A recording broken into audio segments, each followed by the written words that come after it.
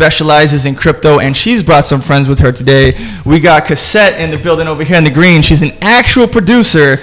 And then we got Nexus. You don't know anyone named Nexus. The one and the only Nexus, like Lexus, but with an N. And she actually gets to go out of her way to help college kids grow and learn and build themselves in the industries that she's going to talk to you about today. And then quick announcement. This is real facts.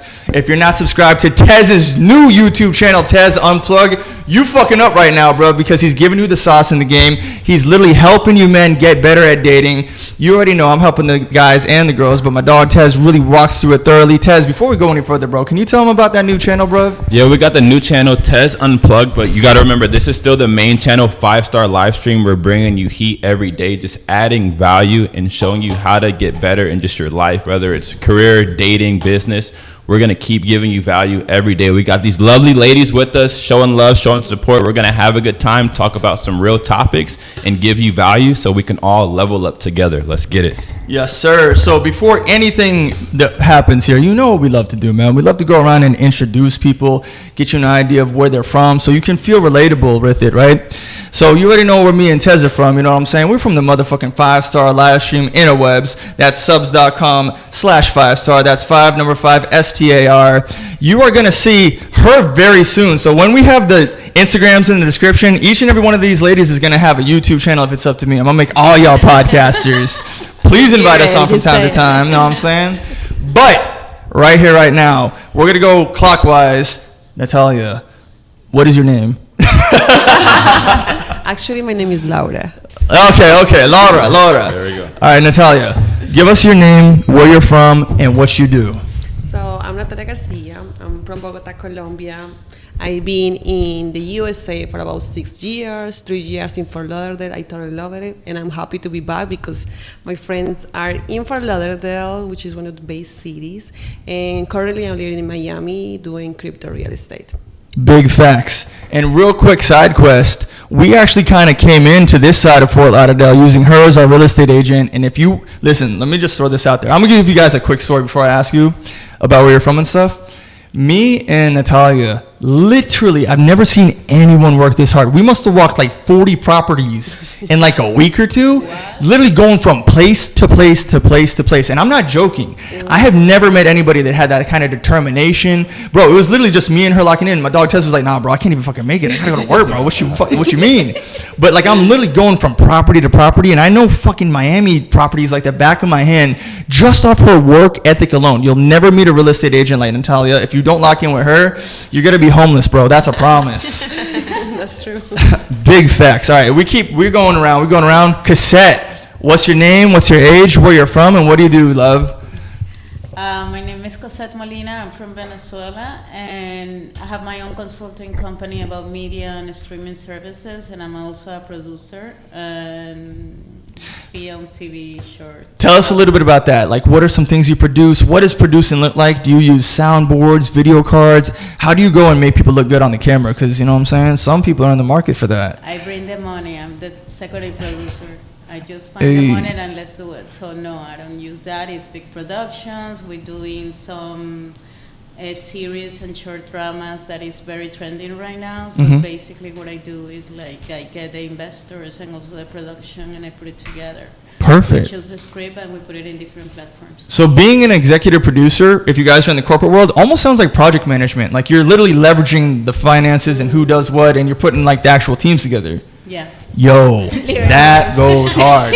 Actually, me and Tez talk about that all the time. Being a businessman is often leveraging things like in the middleman. Like you have this item, they have this cash. We may or may not have money. It doesn't matter. We leverage your money to go do this thing because we give you the idea to come over here, meet in the middle. That's where you're a businessman. So that's exactly what it sounds like you do. That's exactly what I do. Connector of both worlds. All right, so we're going to come back to you, Cassette. Nexus in the building. Hola. What's your name? Where are you from? What are you doing out here, sweetheart? Give them the game. Don't hold back. Drop the sauce. Let's go. Of course. Well, I'm originally from Venezuela. I'm an engineer. I graduated in Venezuela. I also live in Chile, so I got my second degree there. I've been studying a lot. I love to study. I'm senior technical product manager, so I have more than 10 years in consulting, in technology, product, developing any type of product from end to end. From like an idea, could be mobile applications, cloud technology, now getting into the AI world as well. So a part of that, I have a lot of passion to connect with different people. In this case, with even students or women in tech, women in product. I'm chapter lead of Miami chapter for women in product. I started this year, so I'm very excited about the new chapter. There we go. Yes, and also a part of that, I have experienced like a speaker, as a mentor and coach for either students or kids that want to get into STEM as well. So I've been doing a little bit of everything, and also I do a little modeling or Hey, separate. Yes. you know what time it is, man. You better find her on Instagram, guys. If you want to, send her your feet pics over there. No, Now, please. Send her dick pics. Send her dick pics. Hey, man, you already know what time it is. So, that's really cool. And it sounds like you make a lot of good things happen. You inspire a lot of people. Listen, all you guys, if you listen to her career, she makes you look like a bum-ass motherfucker. So make sure you step your game up. Make sure you're going out there, leveling up in your career, leveling up in your job, making at least six-figure incomes. Kick-ass motherfucker. You could learn a lot. We got some professionals out here today. And before I go off into asking the questions that you're going to pick into each one of these fields that you guys could benefit from, you're getting real sauce from the real people that really live out here and hustle in fucking Florida, bro.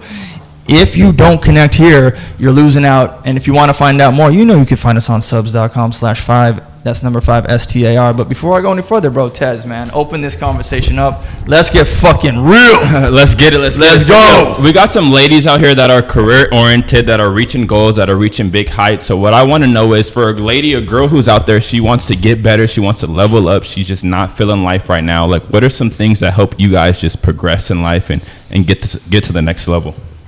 I think it's first believing in yourself, believe that you can do everything. And I think we were talking about in the car when we come here, I was saying like your biggest enemy is yourself. So you have to win the competition with yourself, with your mind, that you can do it and be there and like really do it. Like not just saying, but like doing the actions to be where you want to be and just fucking do it, no matter what's happening. Amen, bro. We could look forward to a YouTube podcast coming soon. I'm looking forward to it. Right now, you got her on Instagram. You're going to have to lock in over there. But Natalia, I got a chance to meet you, and I got a chance to... Yo, hold that up again real quick. Hold it up. Yeah, that's where she's at. Motherfucker, lock in, bro. So I know you. I know your work ethic. I know how hard that you're like your mind, the strength of your mind is, right? And that's very evident when you meet Natalia. You'll see that she locks in with like the Grant Cardone's brother, the mayor of Miami. She's about to do a speech at the Hard Rock Holly over here in Fort Lauderdale, and you're gonna see some people like Tommy Bailu from Impact Theory, Iggy Azalea from a bunch of songs with like T.I., and she's locking in with Streamer Neon lately. She's doing the steps that it takes to level herself up. And I gotta ask, Natalia, before you got into the crypto space or before you got into the real estate space, it's probably a little bit more common to find like a female real estate agent. But like, what got you locking into both of those places? Let's start off with crypto. What got you locking in the cryptocurrency sphere? Yeah, so I came to United States in 2018, and actually I came like a babysitter, like an au pair program where they bring girls from other countries and you live with American family, you go to college. And I met a friend that he was into crypto in 2018, and I know he was doing really good, doing the trading, doing a lot of money. I'm like, okay, I want to do that. I like that. I like money, so I want to learn. And I started to invest in. After that, in 2020, I met my ex-boss, and he has an NFT company. He do NFTs when NFT was the booming. We are doing collections, and we sold out NFT collection in 2 minutes for 1.2 million. Nice. That was really a success. Good stuff. Yeah. Then we do the collection for Oscar de la Hoya, the boxer. Nice. His girlfriend. We do an NFT collection for her. That was really good as well. We travel a lot. I meet a lot of people, and I totally fall in love from blockchain and cryptocurrency. I noticed the future. I know in the future it's only going to be one currency, which is going to be cryptocurrency, and I want to be part of them since the beginning. Fast forward now that I've been doing real estate, I'm like, okay, I know people can buy everything with crypto. Why no houses? And actually, back in 2022, I think there was the first home they sell in Surfside for 22 million with Bitcoin. So I know people is already doing Bitcoin transactions, and now I say, hey, how can I do this? Like, actually, nobody know how to do this. I would say 99% of real estate agents have no idea cryptocurrency and real estate can be done. So I started on that search, and it brings me so many opportunities and crazy stories. Yo, literally. So look, guys, if you're not locking in with that testimonial right there, she saw the forefront of a revolution and decided to join it. If you aren't doing cryptocurrency in 2025, my boy, you fucked. I'm sorry. You're going to get left behind. As she was saying earlier, there's only going to be an upper class and a lower class. The middle class is gone. And if you're not hanging on to these digital assets, you will get left behind. Natalia, I'm going to come back around to you, but we got to open up for everybody. You know what I'm saying? Cassette, Yes. what got you into the world of being an executive producer for the telenovelas? It's actually not telenovelas, but yeah. Teach us. Well, I studied TV productions. I have a background in news, social media, programming, strategy, everything that I have to do with the media industry. And the common denominator that we have in our business is the passion. You need to really be passionate about what you do, and after that, like, your doors start opening because I can see your value and your dedication in everything that you do, and that's something that automatically make you driven. So, and all that effort is making me go with this wonderful route. I started like to have TV production, then I did an MBA on film in Spain. So all this has been shaping my career in different levels. Literally. So you definitely judge people a lot by their merit, like how hard they're going to work, how much they're going to invest. You're always kind of watching like who are the hard workers that are going to contribute value, and if they're not going to contribute value, you just can't move forward with them. Is that often what you're running into in this industry? So imagine it's a matchmaker. So I know the investors and I know the project, and based on their need, I put it together, and that's why like I have success of that. I cannot come to whatever project to a specific investor because they're gonna say no. So you need to find like the gap and the need and the opportunities that it makes sense for that particular investor, or vice versa for this particular project, and I put it together, and based on that, like we make it happen. Nice. I have like a quick side question for myself. I've actually been like on the news a couple times for like tragedies. We'll talk about that later. And I ran into a couple newscasters. I want to see if you know any. Have you ever met like Chris Cuomo or Kate Snow, or like you run into like any, like, I don't know, maybe Anderson Cooper in like that field, that area?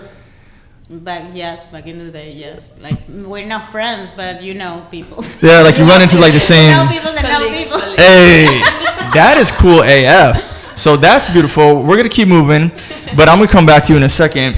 And then Nexus, what got you saying, you know what? I want to help these retarded college kids get smarter and smarter. Actually, that's actually my experience. I tell these people all the time. I literally tell people, like, dude, I got my bachelor's, I got 50 different certificates, and I know that college is a scam for the average person. If you don't know what you're going for, if you don't know what you're locking into, if you're not going to do like sales or marketing or build yourself up to be a coach, or if you're not going to get into like these professional fields, crypto, real estate, executive producing, helping people, if you're not locking in, college is going to 9 times out of 10 be a scam. And when I talk to the kids, they don't know why they're doing the degree. You literally just talk to them. They don't know, like it never matches what they actually want to do. Scam. But if you want to lock in and be on a path that's going to lead to success, Nexus is about to tell you how she got in that field right here, right now. Yes, of course. So I was not necessarily thinking that, okay, let me just go to this field. I was in Venezuela, I graduated there. Later I moved to Chile and I started working in civil engineering, where I was, study. And when I would start working after different couple of years, I realized that maybe what I was doing was not matching what I thought it was my strengths, because I noticed that I have a lot of analytic part, but I also like to connect with people, with clients, and especially work with teams. So I start, getting into knowing more people in technology, in startups, etc. And at some point I got a good opportunity. I started a startup working in product management, and that is what I felt like, oh, this is a profession that it connects a little bit more with my strengths and the things that I somehow enjoy. And I start growing there. So I got a program from from Stanford in business and innovation, and I start meeting more career oriented. And something that I always had in mind is about like these volunteering opportunities. I think sometimes people is more of like, no, if they don't pay, it's like, oh, if I don't get something right away, and you never know what could happen. Yes. So in that time, I volunteer myself. I'm like about being with the Stanford community, and I start connecting with more people. And someone else told me, oh, we have a startup in tech, and you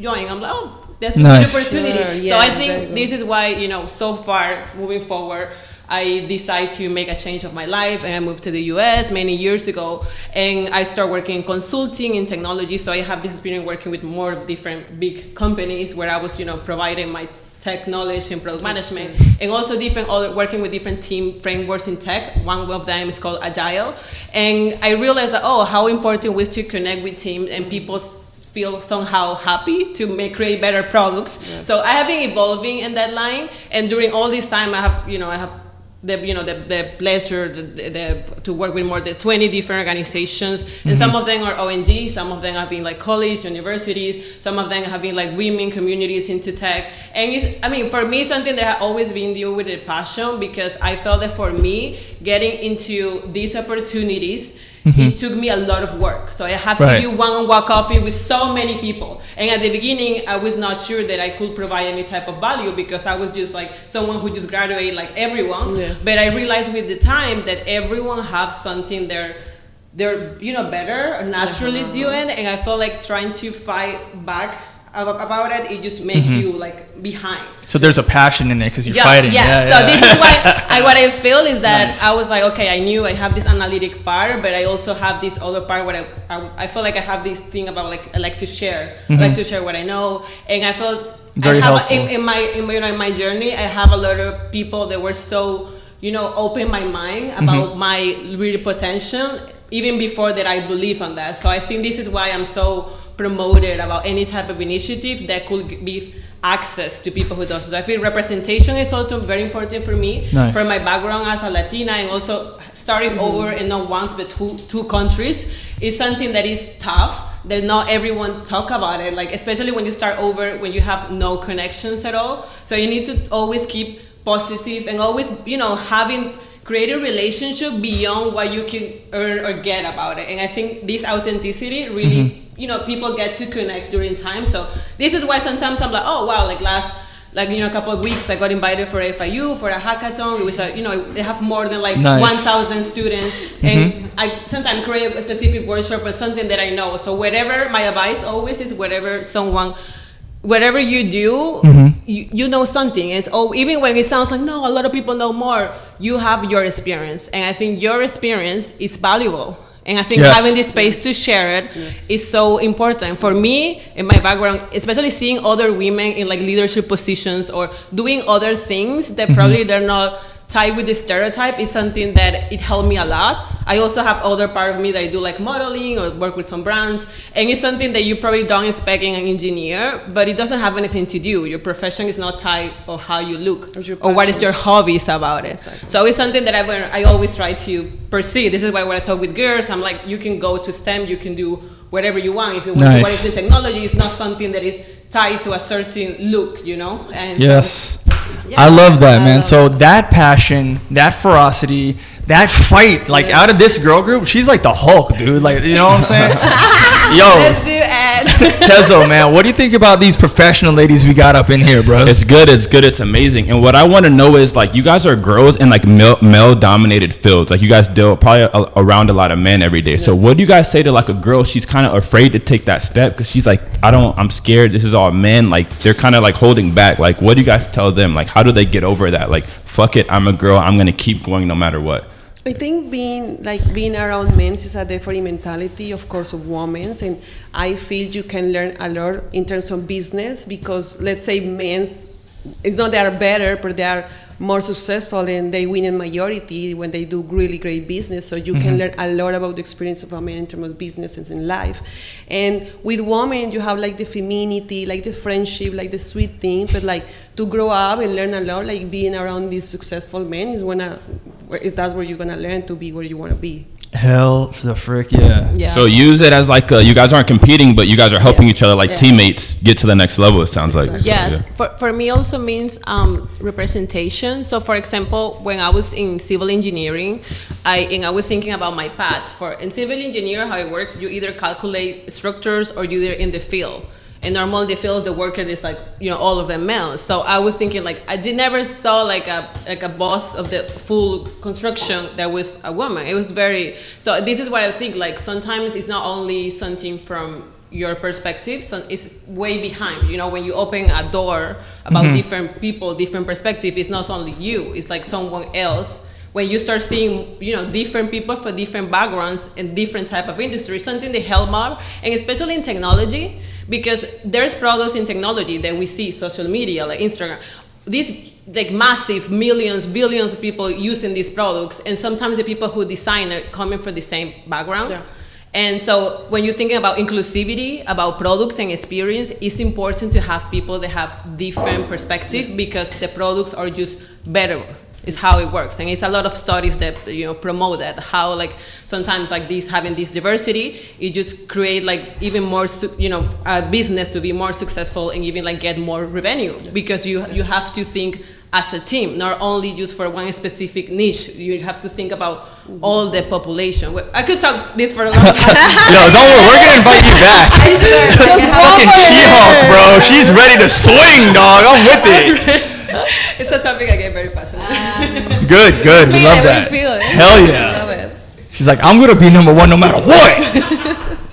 So, obviously, Little closer. Obviously, my field is a little bit complicated. Me too. Behind them, there is a lot of stuff. I work in the media industry, but something you have to change the perception about being woman and being a man and being like in a way like this is happening to me because I'm a woman and whatever. And in this business, it's not about the genre. It's about your performance and how dedicated you are. Results. Correct. Results. So at the end of the day, it doesn't matter if you're a guy or if you're a girl, as long as you are like, you are willing and ready to deliver. Yes. So in my case, it doesn't really matter. That obviously there is some like the acting and some aspect, but the place that I am is not. As long as I deliver and I provide, the best, and to make it like the product at the end the best as possible, it doesn't matter. So that's something that we need to change that, because I sometimes feel people in my field is like, oh, because they don't give me the opportunity because I'm a woman and this, and yes, that does happen, but that is not the rule. So right now there is a lot of people in the business that actually mentor. I've been finding wonderful men and wonderful women that have been like my mentors, and I'm grateful because that's why I'm here. And it was never a situation about women or being a man. She's gender blind, motherfucker. Get your results in. That's all that matters, bitch. That's important to know, because it's like a lot of people have a victim mindset to where they're like, I'm a man, I'm a woman, I'm a black, I'm white, I'm Mexican. So they think that they're being held down because of their gender or their race, but really you're just not competent enough. So become competent, and no one's going to deny you access to certain rooms because you know what the fuck you're talking about. Yeah, so cut that victim mindset shit out. They all came from another country. Half of y'all motherfuckers was born here, bro. They'll succeed no matter what. That's what I want you to be, fierce, right? So that question was from Big Dog Tez, but I'm gonna ask you a question, Natalia. This one is kind of like a big one, and I'm gonna open you girls up to like join in this question with her and see if you guys like collaborate in this area, if you have like any thoughts in this area, right? So Natalia, how do you feel about or how do you perceive this? As the future of real estate is growing and growing, how do you see that integrating with the future of blockchain technology? Oh, I think it's not the future, it's the present. Oh. It's happening. We're living in day by day. Right there. So tell us about that. Is that infrastructure, or give us a sauce? Like, what does that mean? Integration of real estate, blockchain, how does it look? Well, I think blockchain give you more secure, because everything in the blockchain is transparent. Once it's of the blockchain, nobody can delete it, nobody can modify, nobody can erase it, and it's fully transparent, so everybody can access to whatever information you put as a smart contract. So let's say if we think in a home, a normal contract. It's gonna be a smart home. He's gonna be uploaded on the blockchain as a smart contract, and everybody's gonna have access to it. Right now, we have a lot of deed fraud. When you use blockchain, you have a lot of what? Deeds. Yeah. The deeds. No, you're good. I thought you said leapfrog. I was like, what? I don't know what's that. No, you're good. It's a game, like ribbit. Oh. Fuck that. Keep going. Like a frog. Oh, frog. Okay. Yeah. Deed fraud. So deed fraud. Deed fraud. So when you upload your deed to the blockchain, you not gonna have more that fraud. You're gonna avoid it, and it's gonna give you a lot of freedom and security. Actually, is globalized. You can buy a house wherever you are with one click. You just put your wallet. You send the money to the wallet of the house that you wanna buy. It's literally one click. So it's gonna be globalized. It's gonna be faster. It's gonna be in seconds. It's not gonna take like months, 2-3 months to buy a house, to send the money, go to the banks. You have to pay middlemen fees. Send escrow? emails, calls. Escrow is gonna be minimized, Okay. It's gonna be, everything is gonna be on the chain. Deeds are completely on the chain, so everything is going virtually. With everything that you can do, you're gonna be able to do it with your phone. And because you girls are hanging out with Natalia all the time, I really want your take on that. How do you see like the future of the infrastructure of like technology and blockchain? Do you girls like think about that because you're hanging out with her? You girls want to capitalize on real estate? Any goals in that area? Anything you think about? Well, she gets excited. He's like, this is my microphone, motherfucker. Don't worry, we are coming to you, Nexus, I swear. I mean, I totally agree with what she says. Like, Yeah. this is the present, everything is evolving so much that I feel that is a new way to do business, and we need to be always up to date. For example, AI in my career is super important. They are already making movies. They're doing actually actors, like they're AI. Like Hollywood, So- gone. It's evolving. It's never gone. It never is gone. Oh yeah, she's a producer, bro. You're getting it here. I was gonna ask you that. Like, is it going away? I don't know, but that's cool. It's evolving, so that's something that is here. So the same way that we have crypto, we have some other technologies in our everyday life that is affecting us. So basically, you need to embrace the change, because at the end of the day, that is the only thing that we have, the constant change. Hell yeah. So we need to be adaptable of what's going on, but definitely I agree with her. Fuck yeah, Nexus, let it rip, girl. Speak your shit. Go for it.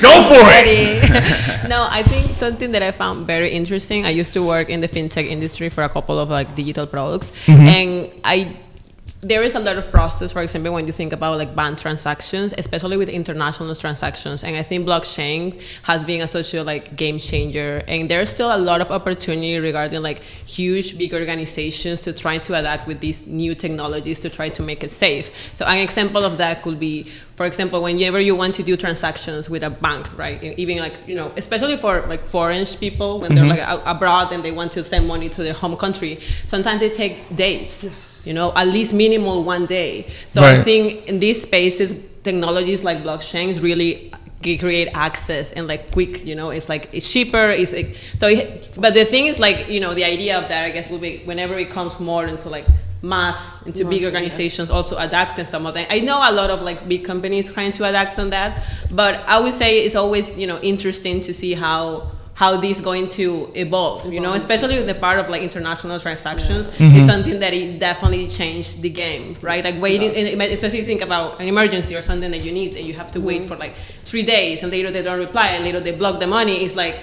It's super complex. So. Right, and let's say your mom is in Venezuela and you need to just get that instantly, and you don't want to do like a money order and all that shit. Boom, done instantly. Yes, and it's something that, as like Natalia was saying, is because everything got like encrypted there, so you have a register completely that is transparent for a lot of these entities. So it's very it's a very interesting word to keep like searching, and hopefully more organizations could like grow in that. Damn, dog. They literally know everything about fucking everything. So I have another question, but before I go in on that, Tezo, dog, what do you think about having like these professionals who got like knowledge on all these questions, dog? That's some good information, especially it's good to hear from women, because like I said, like I know a lot of women personally that are out there and they're like, I'm not able to do these things, or I don't like, this is not a move that I'm going to make just because I'm a woman. So it's good to hear that from them and know that they're like progressing in life and moving forward, because that's really what it's about. Nothing's holding them back. They're getting to it. What I want to know is, what was that turning point for you guys? Like, was there ever like, you guys were like, okay, now I'm gonna make the move? Was there ever a time where you guys were like, I'm scared, I'm kind of not gonna jump into it? Because I know some people, they're like afraid, they have these thoughts, but they never really do anything about it.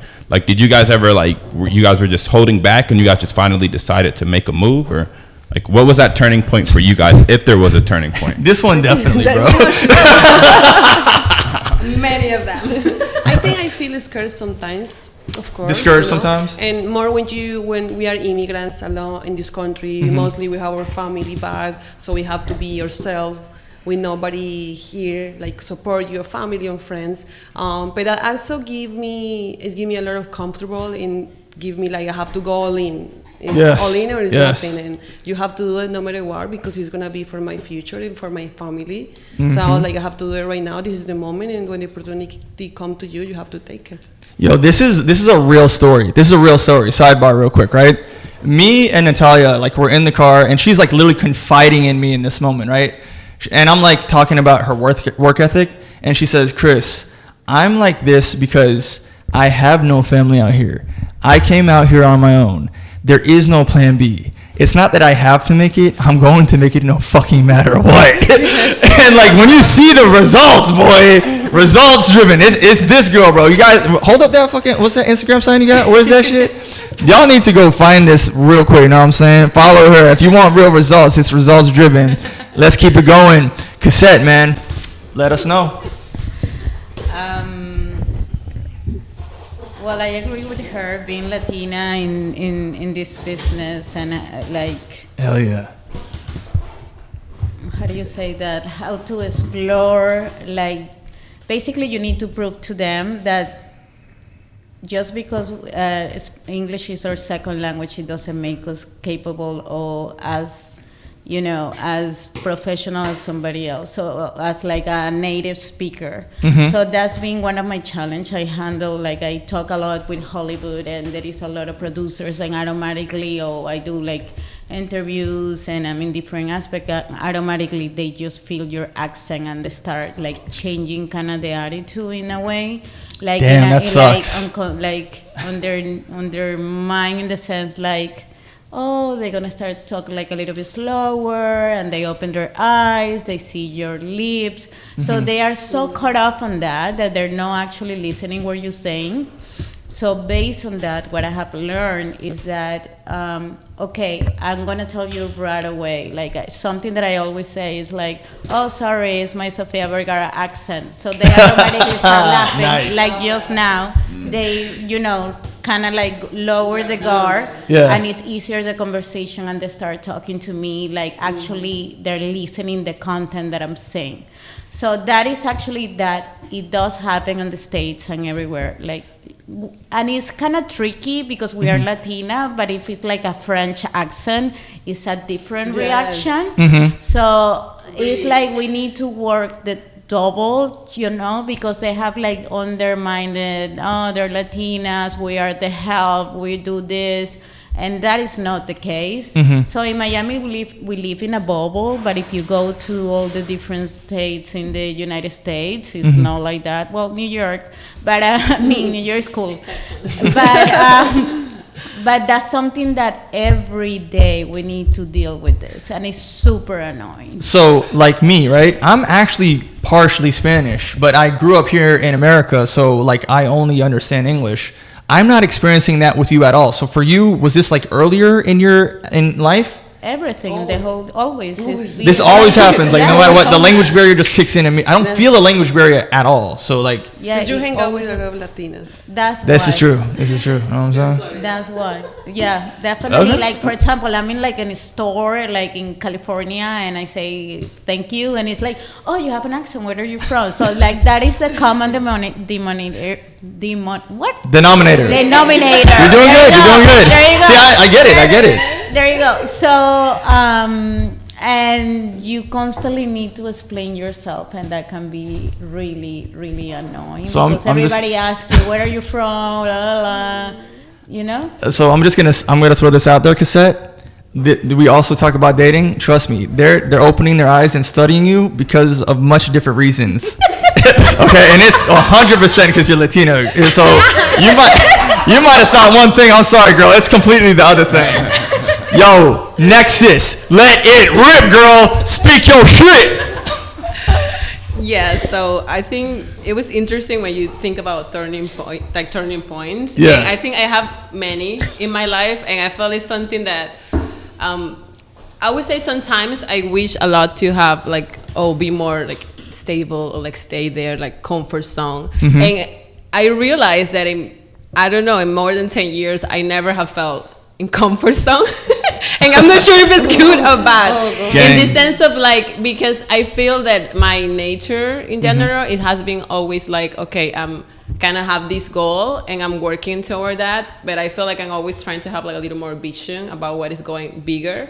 So I feel it's something that at least personally is have given me a lot of driven. It have given me a lot of hope, and I feel like sometimes I don't know, I'm not sure if this is the right word to say, but sometimes be a little delusional in the sense of your goals and stuff. That's good. And don't That's think too much about your constraints right away. So I think there's a couple of questions that sometimes I do whenever I have that much doubt on myself, and I try to fight this some of patterns that I could have from my background. Right. It's about what would you do if you don't have any constraints regarding money or time? So for example, or asking myself what is really blocking me to come that. And I realized there is another factors about culture stuff that we already know, but it's also another factors about this is what I'm saying, representation for me is important, because sometimes because you don't see someone maybe similar to you think that it's not possible, but sometimes when you change the narrative, thinking that but maybe I could be this person opening doors for someone else. So it kind of changed about that perspective. And the other part that I think you guys were asking about, the fear, I genuinely don't think that I always feel fear. So I think there is another word that I heard that we know you don't feel fear. It's more to be brave. So I think thinking that you're not going to, because when you feel the fear normally goes away when you feel comfortable, when you already have experience doing something. So, coming to the Fair podcast, I'm when I have this experience, I was thinking the same, my accents and whatever. And I realized that whenever I speak, if I'm thinking too much about how do I do it, I just stop being authentic. Yeah. And I think part of what I thought was my quality is to keep the authenticity. And every time that I do talk, even with the students or other colleagues, they're always I really like that you keep it real. And I'm yes, who I am, forget about it. It is what it is. And even in tech, whenever I get advice, I'm I feel sometimes people idealize stuff about it. And it's no one ever says it's going to be easy. So I think, be clear about, technology is not an easy industry. Crypto is not going to be easy. Production is not an easy. So just be more, I would say more analytics, more to the facts. So I think whenever I keep doubt, I try to go to the facts, what is actually real, I think probably the engineer might help me a lot. Nice. To try to, whenever I have conversation with Cosette, we're kind of both the same, to try to separate a little bit the emotional part for what is actually real happening. Don't thinking things that personal, to you. Sometimes it's just, sometimes it's the industry the way. So how can you move through that, but keeping your essence, keeping yourself, your authenticity and who you are to this road. You think values, I think that your purpose is something that you always have to, I would recommend people to always have that in mind, only do things that have sense with your with your roadmap to wherever you want to keep moving, So quick question for you. Do you use vision boards and stuff when you're delusionally planning your goals? Is that something you ever lock in with? Yes. So we actually this beginning of the year, we did this with my roommate, and she invited a lot of girls. So it was a girls' night, and we have a little so we have that. There's more inspirational, but for what I do in product management, we normally have the vision of the product, and you create roadmaps, and you think about this year, next year. So a lot of planning.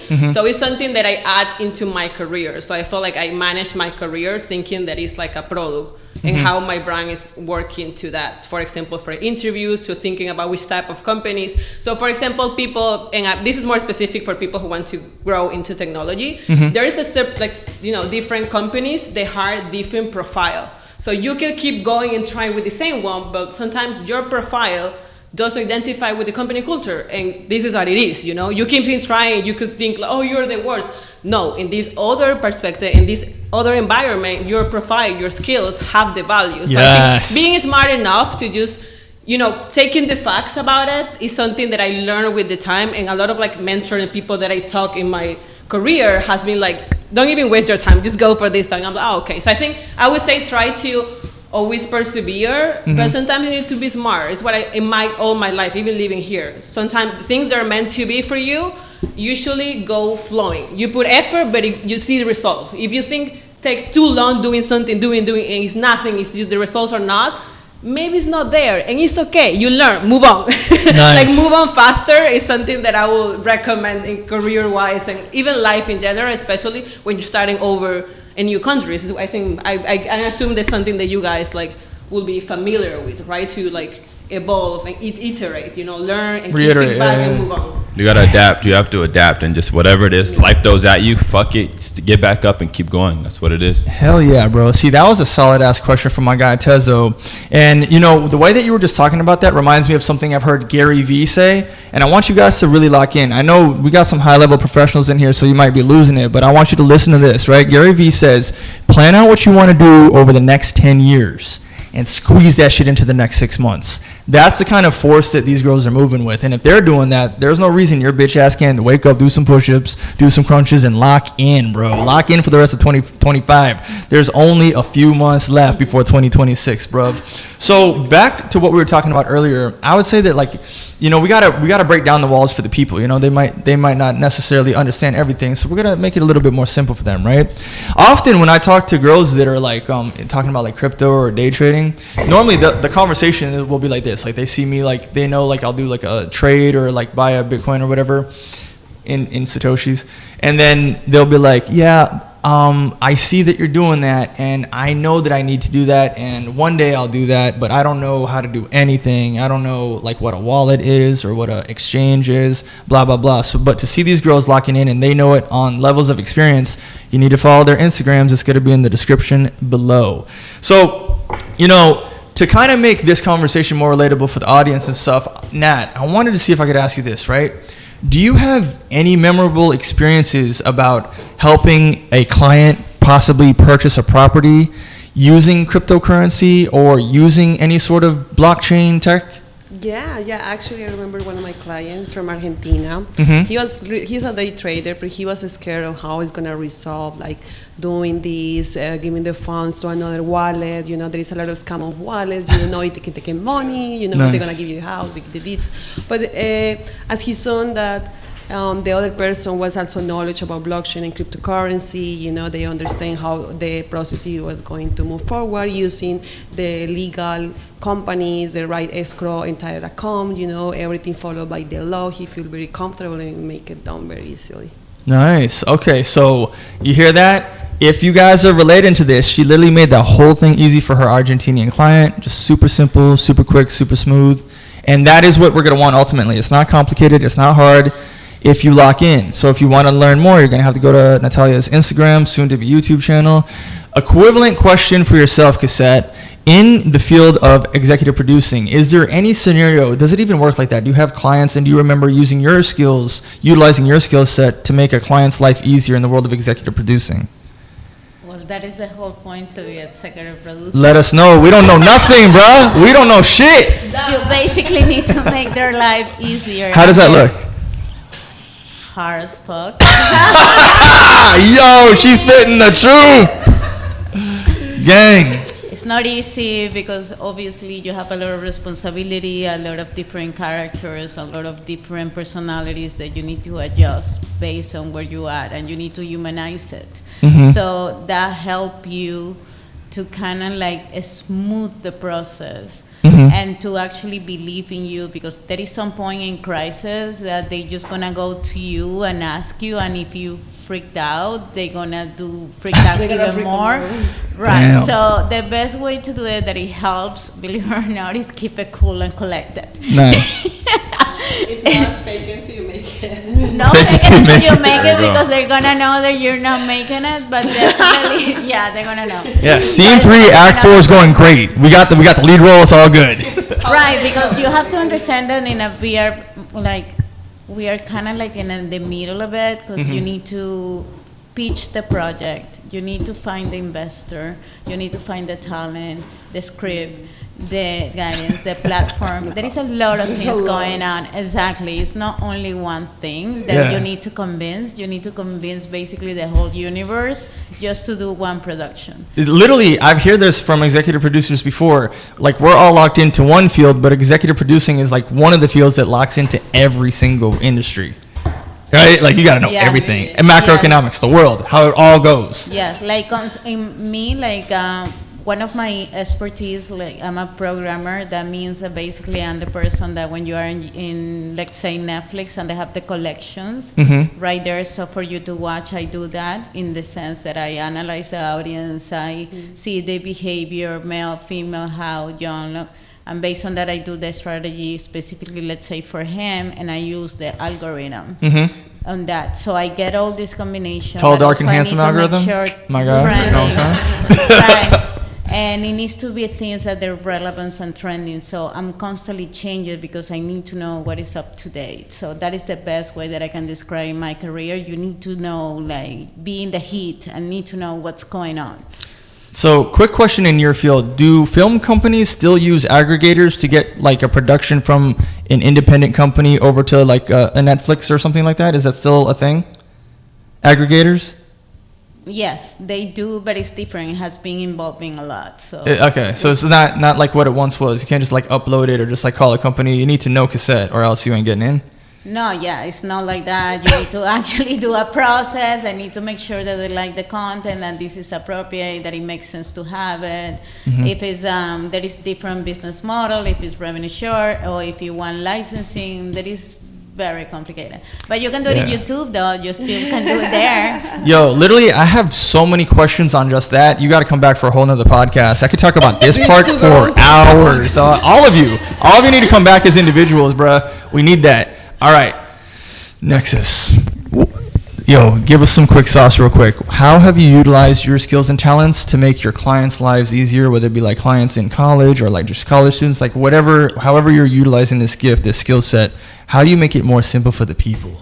Yeah, so I think it's this industry, specifically like technology, product management, is a very interesting field in the sense of like, this is a role that's very centric. So you receive a lot of requirement, a lot of noise. So you work with a business stakeholder who are the ones who manage the idea, like even if a mobile application or a website or whatever it is, a software, internal tool for the company. And you also have these final users. They could be internal people from the company, could be, like thousands of millions of users using our mobile applications, and you also work with a technology team. So I think I would say part of like the biggest skills of how you make things easier is learn to listen.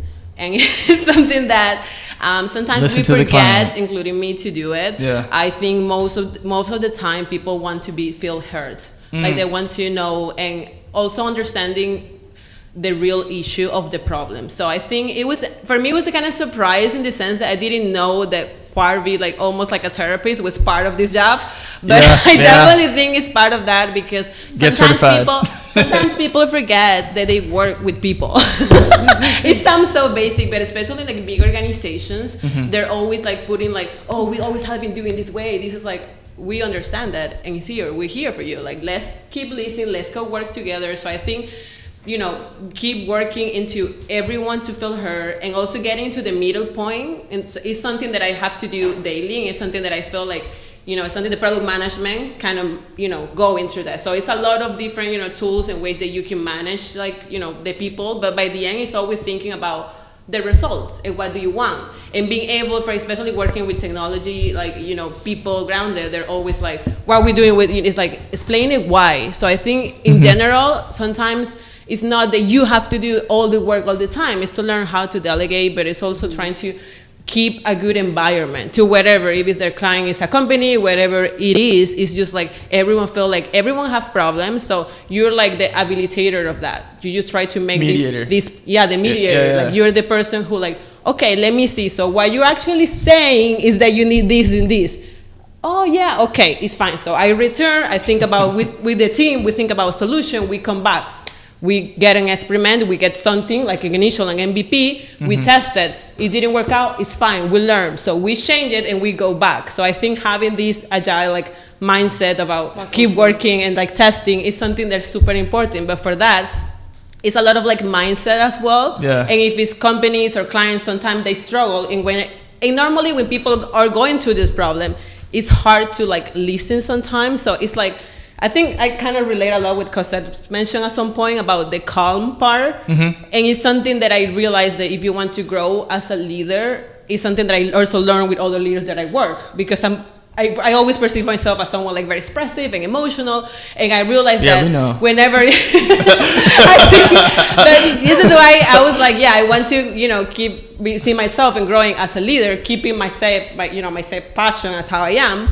But also there's time where you need to keep your team. I think product management is an interesting topic because sometimes you have to be leader of the product of the team, but not necessarily they have the same skills as a developer. Right. So you need to kind of earn their respect, being like a good team player, and also trying to keep the vision of everyone. So always returning about what is important and why are we doing what are we doing is what you keep bringing people back, because sometimes they're like, I understand, but maybe this is something that we would take next year or in 6 months because the urgency is this one. What do you think about it? It's kind of like having these little tricks to bring everyone together. And this applies for every type of industry. I'm pretty sure it's something you can see in real estate, especially in production. By the end, it's like, some people sometimes underrated like how important it is to be present, to listen, and just like be kind to each other, and also think about data and facts. That's the most important things.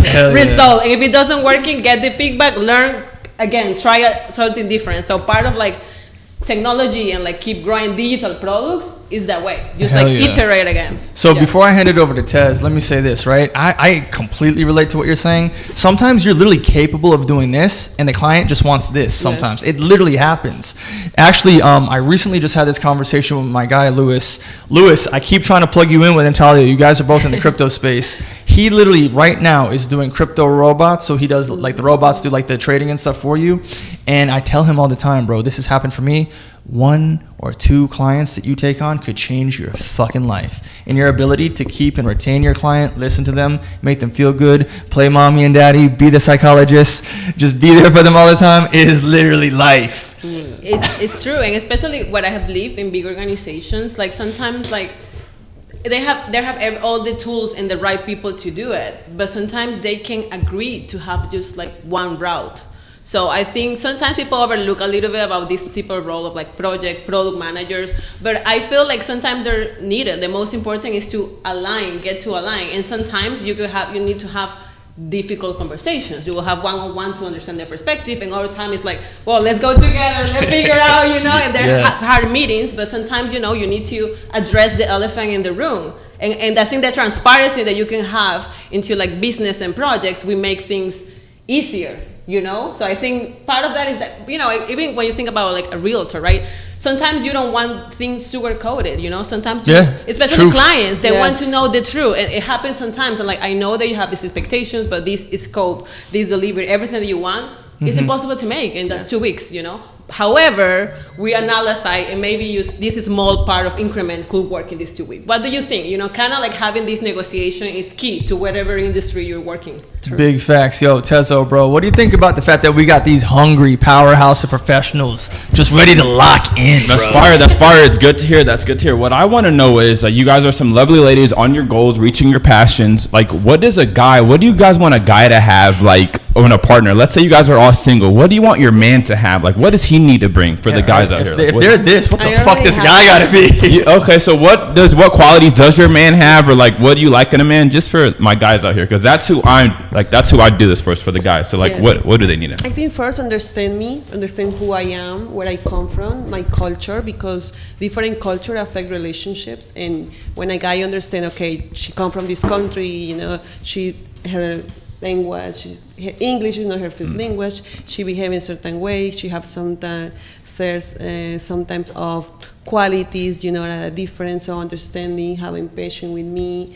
respect me, which is main key. Communication also as well. You're good at that. Respecting you, what does that look like? Him respecting, like, You what does can't that respect a look like? Latina, bro. She's just gonna be insane no matter what, bro. Like, we can't make them happy, On the bro. contrary, you need to respect her even more. Yeah. Yes, that's true. Respect every single way, every aspect that you can think. Like, with women, with friends, going out, in the house, respect the rules of the house, be clean, being organized, collaborate, be financially stable, in every single way, respect your family, respect what I like or what I don't like or what I like to do, understanding those things. What about you? Like, what does a guy need to have? What do you want? Your man's out there. He's running around somewhere. Like, what does he approaches you? What does he need to have together in order to be with you? Well, I can tell you he needs to be driven, that he needs to be, absolutely. But more than anything, and I can just say it because it means a lot, this phrase, I need someone to have my back in every aspect, on every level. Because that is what it makes difference in a relationship, and to have like a man next to you, that you can count on him, and that he can resolve a situation, or he can handle a difficult, economical situation, is because the guy have your back. So it's not about physical, it's not how much or whatever, it's that you need to, because if you feel that the guy have your back, automatically as a woman, we feel safe and secure. And then like our feminine aspect goes lower because we have the protector on a male. Yes. So that's something super important. It's not about, he has to do tall and whatever. Yeah, it will be nice, but if it's not, it's okay, as long you have this, way to be treated as a woman, automatically change the way that you see men's also, because you start open, and here in Miami it's super hard to start dating, and automatically everybody's on guard. Right. But when the guy honestly start making small things, and it can sound stupid, it's not about the money, it's about the principle just to open a freaking door.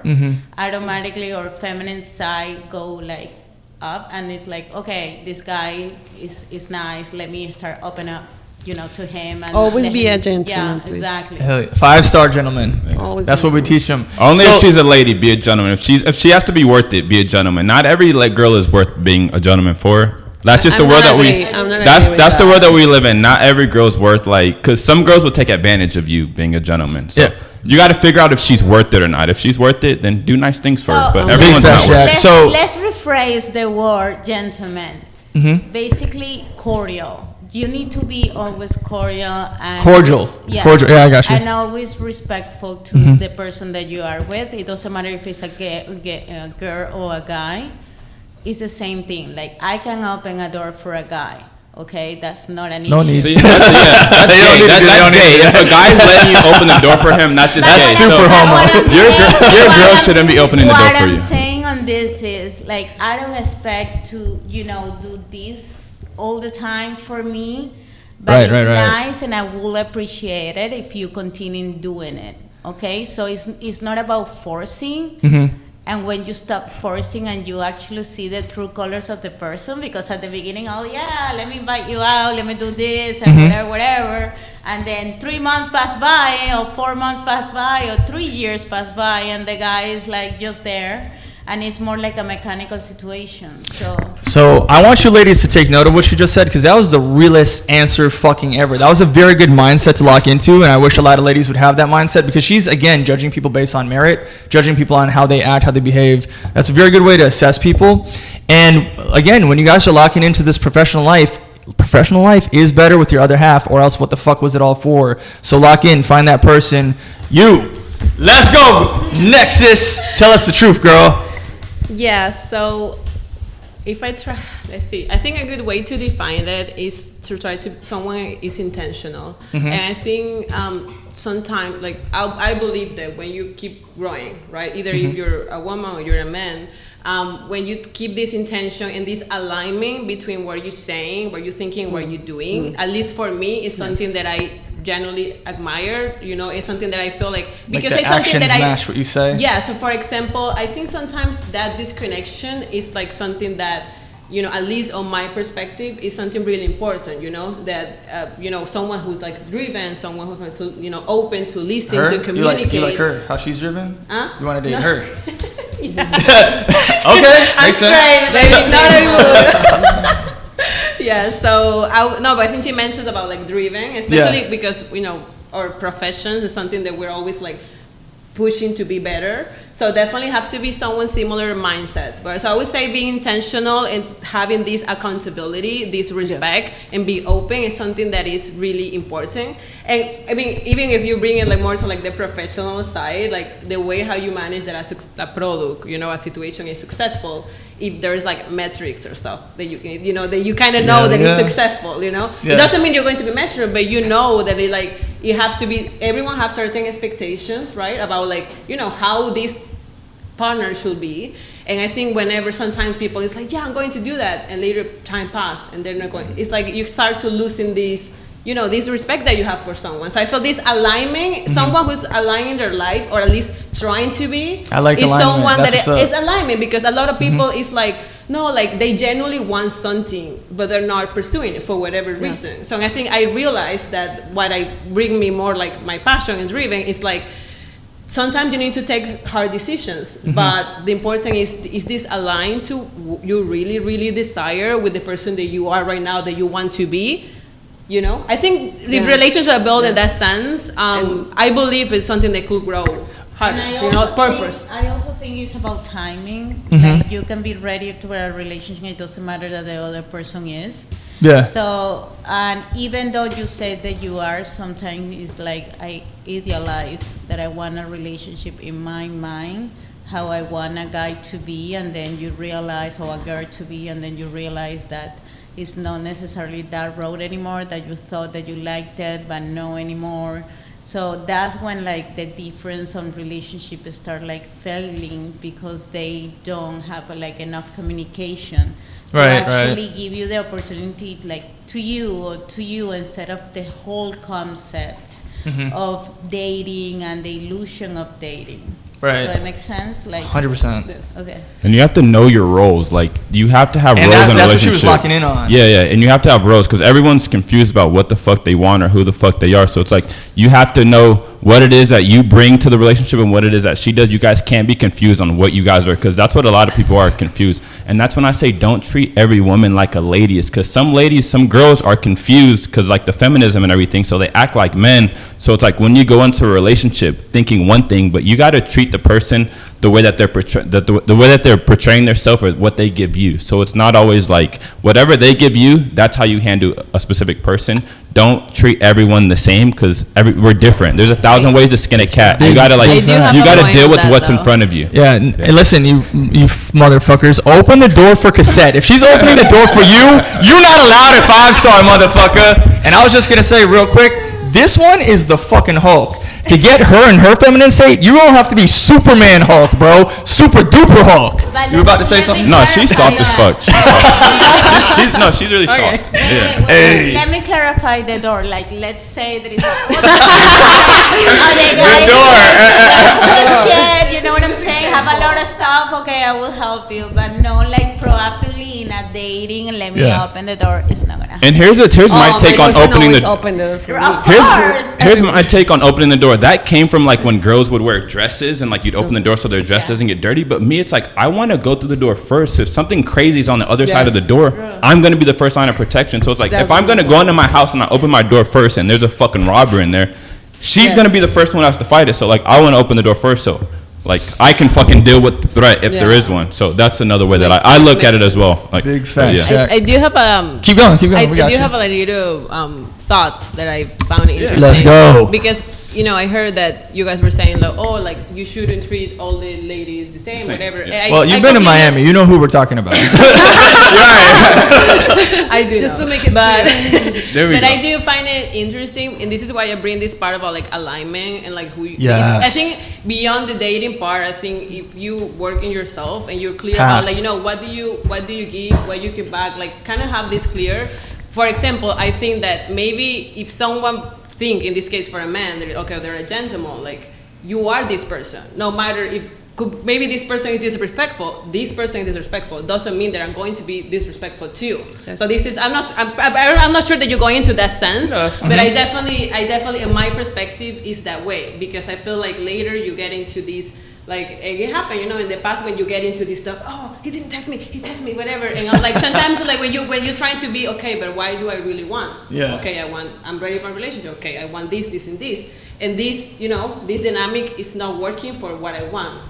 Doesn't mean it's a bad person. Maybe it could be a bad person. You don't know. But what I'm saying is like, is what when you bring it into that, it's not about. For me, it's not about like, oh, you need to be super mean with someone or be super nice. It's like you are who you are. Yeah. And this is what I feel like trying to keep your authenticity, who you are. And I mean, it's the way how I believe it. Yes. And any type of relationship like love relationship, romantic, family, and also friendship. In friends, I have a lot of different friends for different background, different attitudes, but for me, it's super important, transparency, and then this person is like, it is who it is, it doesn't matter. I mean, of course, you have to adapt according to the situation, but in general, like someone that keep being themselves into is something that, it gives me trust. Because transparency gives me trust, and that is important, and no matter relationship that I going into. Yeah. I'm agree with you because I think it doesn't matter who you are surrendered, it matters who you really are when nobody's looking at you, Like if you treat me bad, if you say bad words to me, like, that's on you. You're the one who's doing something bad action, not me. I always gonna be nice and respectful whoever the people is treating me or saying it to me. If I don't like the situation anymore because she's not a good girl, I'm gonna step away. But I'm gonna be true to who I am, to my values, and where I come from, and what make me feel good inside of me, even if the other people don't deserve. Like that's their loss, not mine. See, I look at it like it's like in a career. Like if you're in a leadership role, if you're like a leader, manager, you know that you can deal with this person this way. You communicate. This person's good at. They're receptive this way with talking. You can be maybe more like honest with them, more direct. But this person, they're more emotional. Someone on the team, so you gotta like kind of not be around the bush, but like get your point across a different way.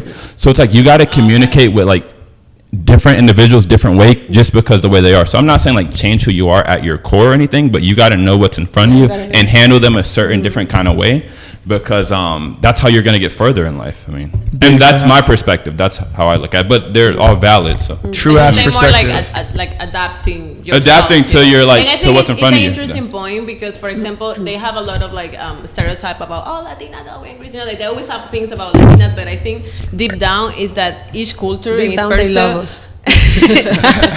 A part of that, everyone value different stuff. So I think being capable of like, especially if you're values, traditions, how your family raised you. So if, for example, if you know it is that I think for Cosette it was like, the door. So there is different example about something that you will feel appreciated, you will feel love, even if your culture or whatever you had in mind, action. It was aligned. It's like, whoa, but this person like that. So it's kind of like the both sides of that, like being understandable. Yeah, good. Both sides match. So like as always, man, that's a bomb ass question from my dog Tez, and I feel like we're just kind of like opening up for the people here. We're just getting started, man. I'm gonna ask some juicy questions now, right? You ready for this, Natalia? I'm born ready. Born ready. Let's fucking go, right? So like you're out there, you're in the field, you're dealing with people in the crypto and real estate space. What are some common misconceptions that people have about using crypto for real estate?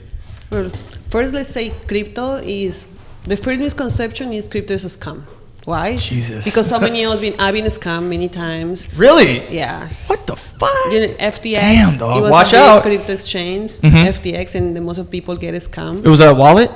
It was a crypto exchange. Exchange. It was a FTX with some whatever. So, but that was a real fraud. Yeah, that was a real one. So that was one that I lost money there. Then another application, BlockFi. Yeah.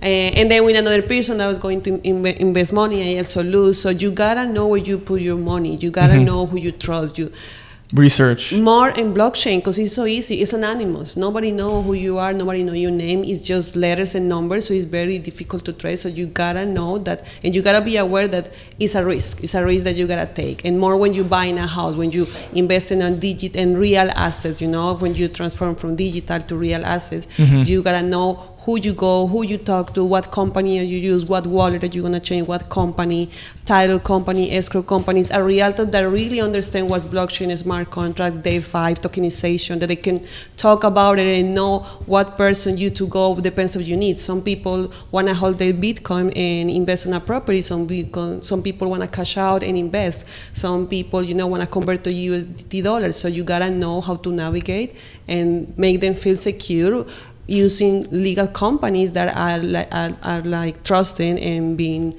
successful with other people doing transactions. So let's say that, Nexus and Cassette, they have the wallet, and we know that the wallet is like a bunch of numbers and stuff that we could send directly to them. And kind of like Instagram, there's like a blue check mark above somebody to confirm that that's them. For me to know authentically that I'm dealing with Nexus or Cassette, to know that it's their wallet, should they get it like tattooed on their arm, or like how would you make sure that they confirm? No, because they steal it from you. I'm sure you tattoo your damn name the next second. So how would you recommend that part?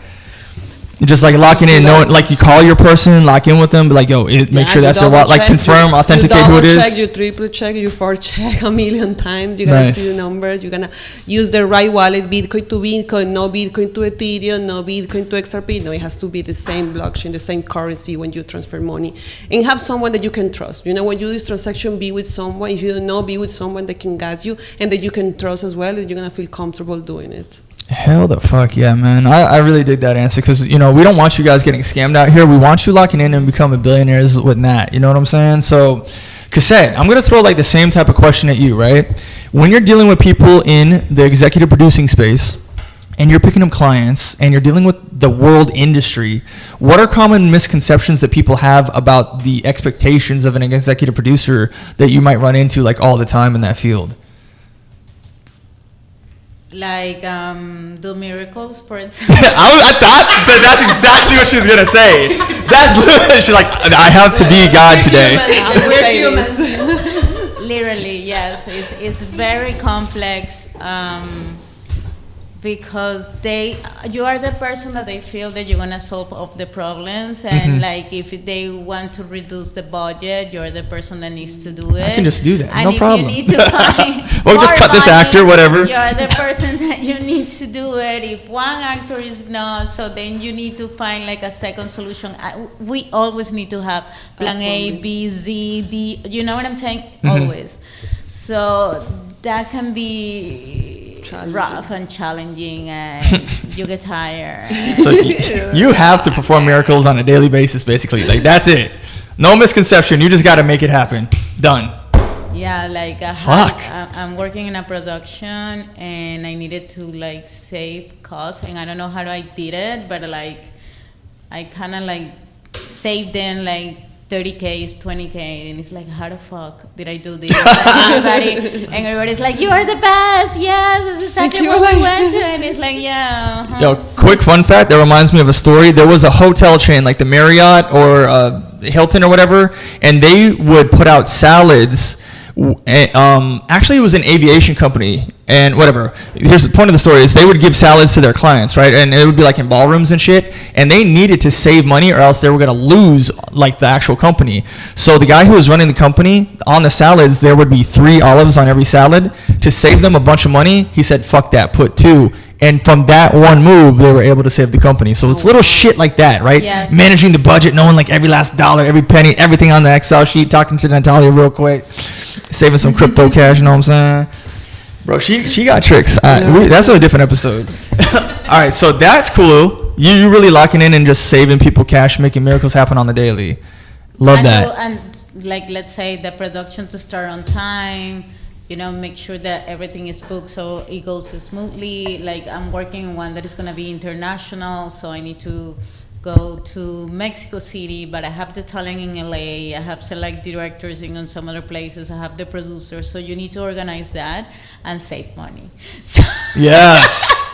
So it's very complicated too. Hell yeah. Does anyone ever thank you like, hey, thanks for saving me that extra $7 million, you know what I mean? Yeah, that would make my life better. Did someone say that to you? Yeah, like one of my investors that I adore, he's always is like, you're the best, you're a crack, I appreciate you. So that's something that's also good. And my team at the same time, they always very, you know, lovable and tell you, I really appreciate everything that you guys doing for us. Like, we appreciate all the money that you're saving us, or all the Nice. extra They should write you some hats. fucking thank you cards. Sí, thank you with money, with Bitcoin. Hey. With Bitcoin in Bitcoins, return, yes. yeah, for sure. You wanna make me happy? Give me some Bitcoin. Yes. Hey, me yeah, for introduce her, you- for sure. Let me introduce you to my friend Natalia, so she knows She will what guide to you do. through. She will Yeah. guide you through the transaction. Don't even ask what Absolutely. Natalia wants for Christmas. Like, we all know. XRP, bro, Bitcoin. Lock in. So then, Nexus, what are some common misconceptions that you're going through with your clients in your field, girl? Give us the truth. Yes, I relate a lot with just Cosette said about the timing Mm-hmm. and I think the scope about some of these projects or products that you develop. So I would say that there is a saying in Spanish, it probably won't sound that good in English, but it used to say like, okay, for example, como una mujer embarazada, like if you get, yeah, I if heard you- the word woman in there. Yeah, so if you get, for example, Woman married? for example, Is that what you said? No, like a pregnant woman, you Oh, know, yeah. the time to have a baby is 9 months. So sometimes getting like 9 of them pregnant woman is not going to make the baby born faster. And I think it sounds kind of that way. So basically what he's saying is I like this whole thing. Sign me up. This is dope. it's interesting because some things, some process, they have a specific time. So you can have little hacks about saving money, about adapting the scope to make it faster in case that I need it, because you never want to lose the time to market. But there's specifically in technology, Yes. it's moving so fast. Sometimes there is process that you need to adapt. So I think this part sometimes I forget, especially when you're thinking, so I used to work with a lot of developers. So sometimes when they say it's like, well, now we have to, what if we just hire 10 developers and we're going to, and it's like, it doesn't work that way because it depends on Right. the developer experience. It depends about this person also getting onboarding and being familiar with the product that we're saying. So it's like, it's so much like the orchestration of the stuff. Yes. That like I think the misconception is about, well, I could do it faster, so maybe we could do it faster. Let's get like a bunch of engineers from India and whatever. And it's like, okay, maybe we could do it faster, but it's also a lot more orchestrated because it's more people. So the more people that you have, it also represents Too many more cooks in the kitchen. alignments. Exactly. So I Fuck. think being able to have this vision and this strategy in a high level regarding what you want for the product or the project or whatever you're doing, but also understand the tactic. So I think the tactic Yeah, is strategy. the day-to-day strategy about how you're going to manage this is super important. And I think in this case, your skills, but also the experience that the people in your team has is a big game changer, right? This is why, people are like more senior in role. And also you start to learn with the time to predict certain behaviors. So kind of what happened when I work with teams, people sometimes is optimistic. Over optimistic. Like, we want too much. So sometimes they're like, yeah, it's fine. Like this feature, we got it. Like it's fine. And we have like this daily check-in, like just 10 minutes and whatever. And later, most of the time it happened, they're like, oh, before finish, like, we have like periods of every 2 weeks evaluating. They're Right. like, yeah, we didn't finish it. And I'm like, and they told me the day before, and normally like product managers are like, we're the faces with the rest. So whenever there is problem, we receive the punch.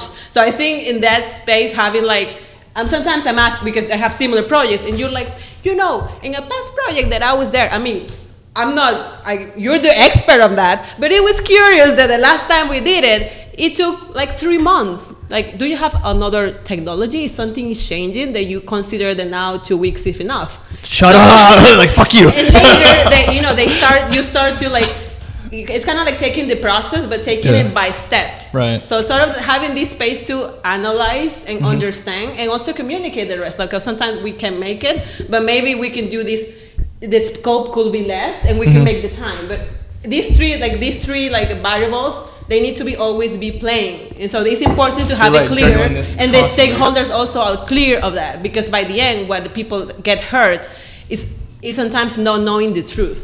It's Right. later after 3 months, you're like, oh, we didn't make it, but you didn't say like a month before, hey, we're having trouble for this. Maybe you can help us to unblock this problem. And they're Right. like, oh, this person is in top of the issues. I like this person. I trust this person. So I think that trust and transparency is super important, because I believe the people or kind of more open than what we believe they are regarding issues and like the hard truth. I think most people, especially when you work with executive, they sometimes they want to know what is going on, but knowing it in the right time is the key to that. You know what's crazy about that? And I'm gonna hand it over to you, my dog Tezathy. But like, actually, with that mentality, me and Tez actually lock into, like we say all the time, money loves speed.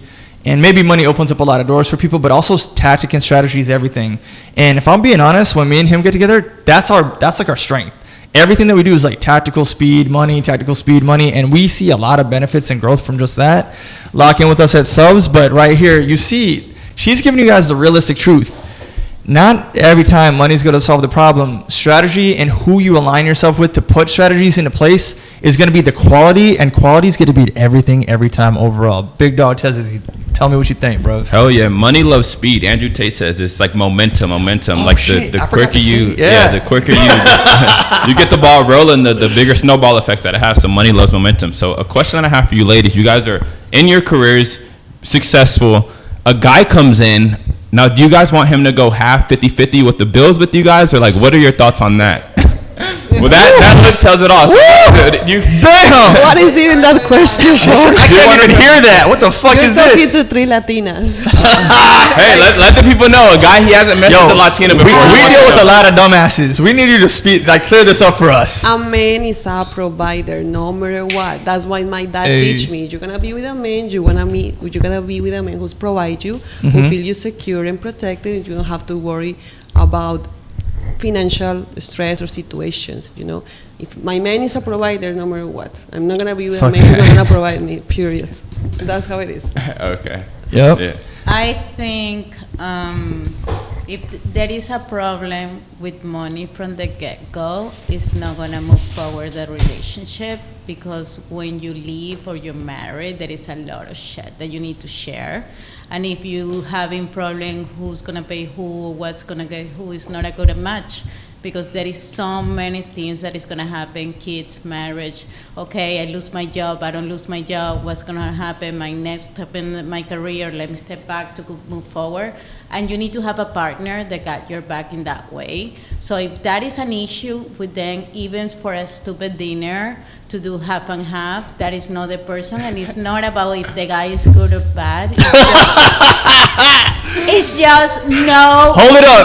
No, it's not Go, the Nat. person for you. It's not, because I understand some women, like I used to live in Europe, and they're like, don't pay me anything, whatever, don't do that. It's like, you pay me everything. And there is guys, like Spaniards and European, it's like, you are Latina, I'm gonna pay for you. So they know. So sometimes I just feel that they take advantage. It's like, oh, you're from Spain, let's do half and half. So it's kind of like, for real. So What the hell? I think Hell nah. it's not about who pay half and half. It's the fact that it's okay if you're going out with a girl and a guy that doesn't mind, but particularly for me, it's a switch. If I'm dating you for the first time and you make me pay half and half, it's okay, but automatically you're gonna go to the friend zone, because that is the cultural aspect in my background. It's like, no, the guy doesn't want anything, so it's just like, go to the friend zone. Exactly. And then to go be out of that friend zone is basically impossible. Bro, I'm gonna be honest, bro. I don't think these Latinas are having any trouble dating. Just hearing this shit. Give us the truth, Nexus. Let's go. For the guys. Facts. For the guys, true. You fruit pops, you twinks, you hearing this? Get your money up, bruv. I'm not going to lie. It's something that I have watched a lot online, and it's always like a controversial topic about who's paying more. And I feel like sometimes we kind of lose the intention about stuff. So I think for some cultures, especially Latin cultures, sometimes the gesture about like invite you in the first date is go more into like the gentleman. And I think other like phrase I've seen is like I think most of like people close to me, and especially women, that what they think about a man, they're in Spanish is a saying more of like un hombre que resuelve. Sí. So it means in English it's like a man who solves. And I think sometimes sometimes this simple gesture means that. It doesn't mean that because someone say 50-50 the first day, it means that it's not a supporting person or whatever. But I feel like for it's her. Just being cheap. yeah, but I don't know. I feel like I feel like I don't think that someone need to be that in that case. Oh, if you're not a super billionaire, you're not going to have you don't deserve love. It's not aligned to that. But I think the gestures sometimes about like, being someone who's supporting and who solve. Especially it's harder for women. They're like, they solve so much that I think when you want someone that have a similar like mindset than you, right? Like someone who's like could like support, and I think that support sometimes could go into the financial, but even it doesn't mean, but at least for me, that you're in a relationship, a committed relationship, and maybe this person have a problem with their business. You know, it doesn't mean for me, oh my God, leaving this person. No, if this person has been with me and I'm the couple, we're together on this. Yeah. But especially in early dating, I do feel like for a man having this intention about it's something that, at least from my perspective, I kind of value, because it looks like sometimes people forget that relationship, like everything is an investment, like the crypto. So like there is some risk on that, but you also that if you want to win, like you have to invest, and sometimes you invest your time, your money. It's part of like what our relationships are, Yeah. So I'm very open in the sense I understand, I respect people. They're like, no, it doesn't matter. I do know women, they're the one who like provide everything and they feel good about it, and they have couples. So it's a matter of preference. But I wouldn't make it like, if that, I feel like sometimes the conversation goes so much on that, but it's the deep meaning about that is important. By the end, all the women that you want to feel that you're with a partner, someone who supports you, someone like, in different levels. So, I mean, there were cases about sugar baby and stuff, but it's another subject, But in general, if you're looking for someone like a partner, somehow they shows that this person is investing, they care about you. So, I don't know, I have mixed What do you think, Tess? And I just want to say tell this you real quick. I know this is like one of your first times doing a pod, Nexus. You're doing a fantastic job. Each and every one of you doing a fantastic job. I want to shout out to you ladies for having the nerves to come online and do what you got to do. Tezo, take that part. I'll answer a question in a second about what I think about that. But I have another question for you guys. Like, what do you think is harder to find? Like a man that can take care of you and provide for you, provide your lifestyle. You guys live together. He pays all the bills. Is it harder to find a man that can do that, or it's harder to be like successful in a career, like make a lot of money, like get higher up in a career? So what's harder, like finding a good man who can provide, or just reaching the hierarchy or getting higher when like your career, making a lot of money? What's harder, a good man, or like a good man that can provide, or making a lot of money in a certain career? Like, what do you guys would say is harder for you? I'm curious. I think now in these days we live on the social media where everything is corrupted. Everything is so wrong. Everything is so bad. And we all bring that bad energy from social media, from all the bad things they say about the women and the men. So the men like feel a like, war. yeah, like a war between women. So men feel like, no, I want to pay. And women say, like, oh, they have to pay. If he's not going to pay everything for me, I'm not going to be with him. Right. So it's like a social media bad mentality that has created for everybody, for around the world, that you see this kind of bullshit. I think it's not, and I think it's difficult to be successful in your own career. I think it's gonna be more difficult to find a man who's willing to give you and support you with love, because he wanna do it, because he come from here. I'm gonna support this woman. He'll do it if he wants to, for sure. For her, not because he have to, because she's just a hot girl and I'm gonna give her what she wants just for 2 months and then I'm gonna move to the next one, because I have all the money. No, find a man who really wanna do it because he love you, he see the values in you, and he wanna give you everything, even the moon, because he really wants. Okay, so you're saying that it's harder to find a good man that can do that rather than like chasing a career. Yes. No, okay, that's fine. What do you think? Yeah, absolutely. I totally agree. It's way harder right now because we're driven and we have like grown a lot but the guys sometimes get intimidated. Yes. And when we're talking about sometimes we pay, like we get more money than them, that's also emasculating them a little bit. In the background, they say no, but they actually do. And that's sometimes where we are like high in our career, it might be an issue because the guys sometimes don't feel like in the same balance. And you guys are not equally, they don't see us the same way. It's like kind of like intimidation, and that way it's a little bit harder for us to find that type of guy. And I want to touch on that real quick because I was thinking about this the other day. I don't think it's more so intimidation. It's like we're competing. It's like as a man, this is how we look at it. This is how I look at it. And I know there's some men out there like look at it this way too. It's like you guys are competing in our sport. That's how we look at it. And it's like we don't want to compete there. It's a competition. That's the way that we look at it. It's kind of like, and I was thinking this the other day, if we go to the nail salon and we kind of we meet you at the nail salon and we get our nails red and stuff, you're kind of gonna be like, ew, like. Or most girls would be like, ew, like that's weird, right? Like if I go to the nail salon with you, I'm competing with getting my toes done, my fingernails done. Well, there is a lot of guys do it. Yeah, that's gay. That's gay. But not guys that you like. Right? Yeah. Hopefully. Guys that are doing that are gay. But what I'm saying is that like if we go to the nail salon and we get our fingernails and our toes done, you're kind of going to be like, ew, grossed out. It's not that you're intimidated in us. It's kind of like, why are you doing this? Like, it's not what we're attracted to. You know what I mean? So right, that's how we look at it. Like, let's say if that makes sense to you. I don't know, I'm here in the podcast and I'm doing well and he knows I'm doing well. Mm-hmm. And then back in his head needs to say, let me get my shit together because I'm not in the same level, and they know that. Let's say that he's not as successful in his career, who's trying to figure out his goal, all that elements. And when you get a woman that actually she's set up in her career, it can be really intimidated for them because there is constantly,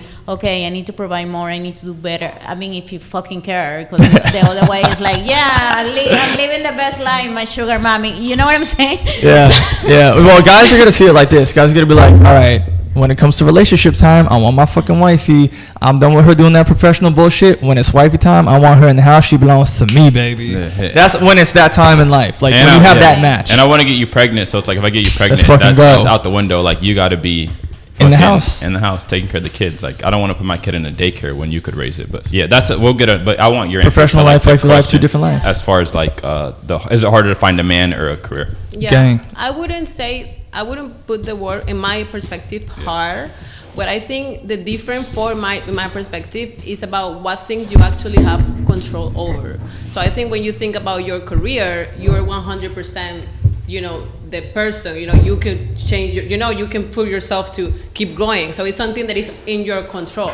When you think about relationship, the reality is that it's still love there, So it's like you can't force someone to like act love doesn't work that way. So this is why I believe, I wouldn't say it's hard, it's just different, And I think when you take it to other spaces, not only romantic connections, I mean, through my life that I have to start over in different countries, sometimes you get, for example, with the ladies, right? You're like, you actually feel like, this is such a good connection for like long time, like friendship. At the beginning, you don't know, but it's like, sometimes you offer your time and their thing, like expecting the best, and you expect the best and you work for that, but not always going to work. So it's like, this is why I feel I'm not sure if the word is hard, but what I'm saying is different, because in a relationship, you could put your side on that, but you can control the result about that with the other person. In your career, I feel that you could have a little bit more space for yours, because you're just yourself. So you could, try to create the roadmap more clear, because it depends of you,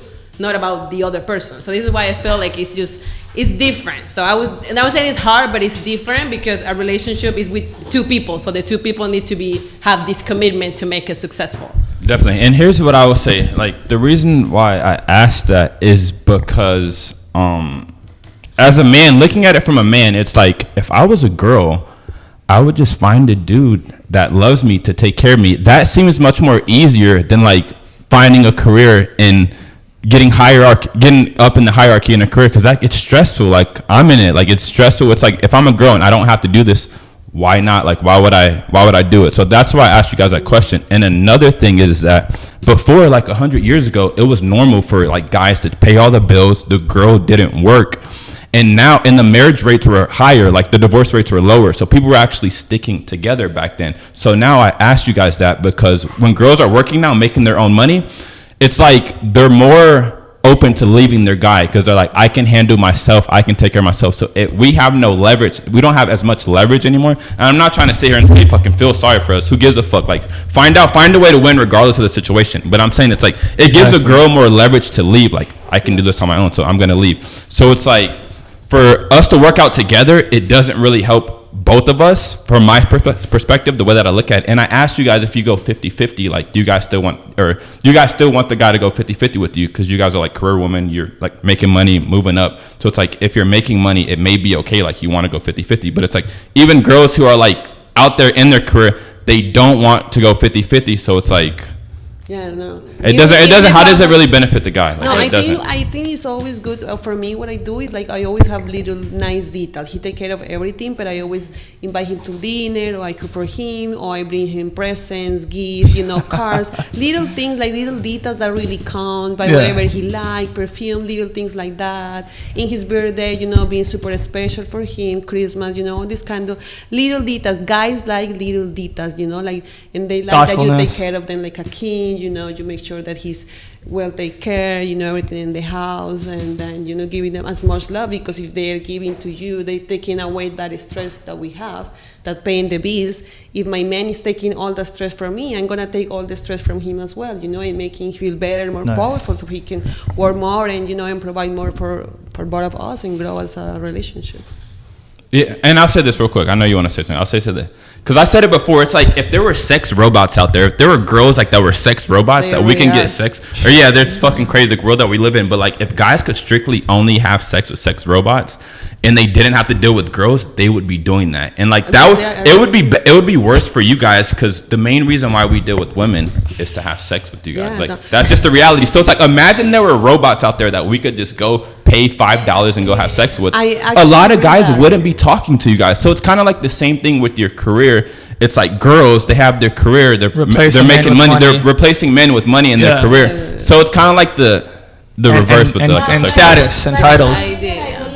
Clarify there. Back in the day, they were longer because we didn't have any options, and we have like social media plays a factor too. But before, it was not even a divorce back in the day, so that's why they were taking longer, and we didn't have any options. Just stick with the guy, because at the end of the day, it's about power.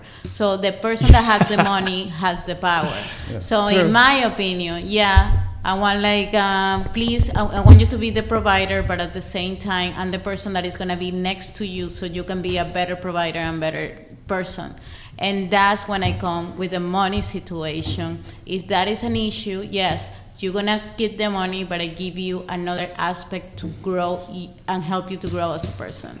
When you start seeing it like that, the mentality that, basically you are taking advantage of me because you're paying. No, I'm the person that I'm next to you in the back and the up. I'm going to be next to you if you have like a bad day, or you're not able to go to work, or let's say I have a problem, a last minute problem, I need money because of this and this or that, because shit happens, I'm the person that I'm going to be next to you. So that's why the money is not about the money situation. It's not about the money. It's about the principle. There is actually like a very famous movie that says that, and that is everything in life, for real. And it's not like, I don't want to do anything because I don't want you to have power over me, because you are basically being the provider 100%, and I don't have no way to get my money. Because there is like, in a way, the guys kind of lose the respect for you. It's like, I'm paying everything. Like, what the fuck? You know what I'm saying? And it's like, no, you mine, but I don't need you.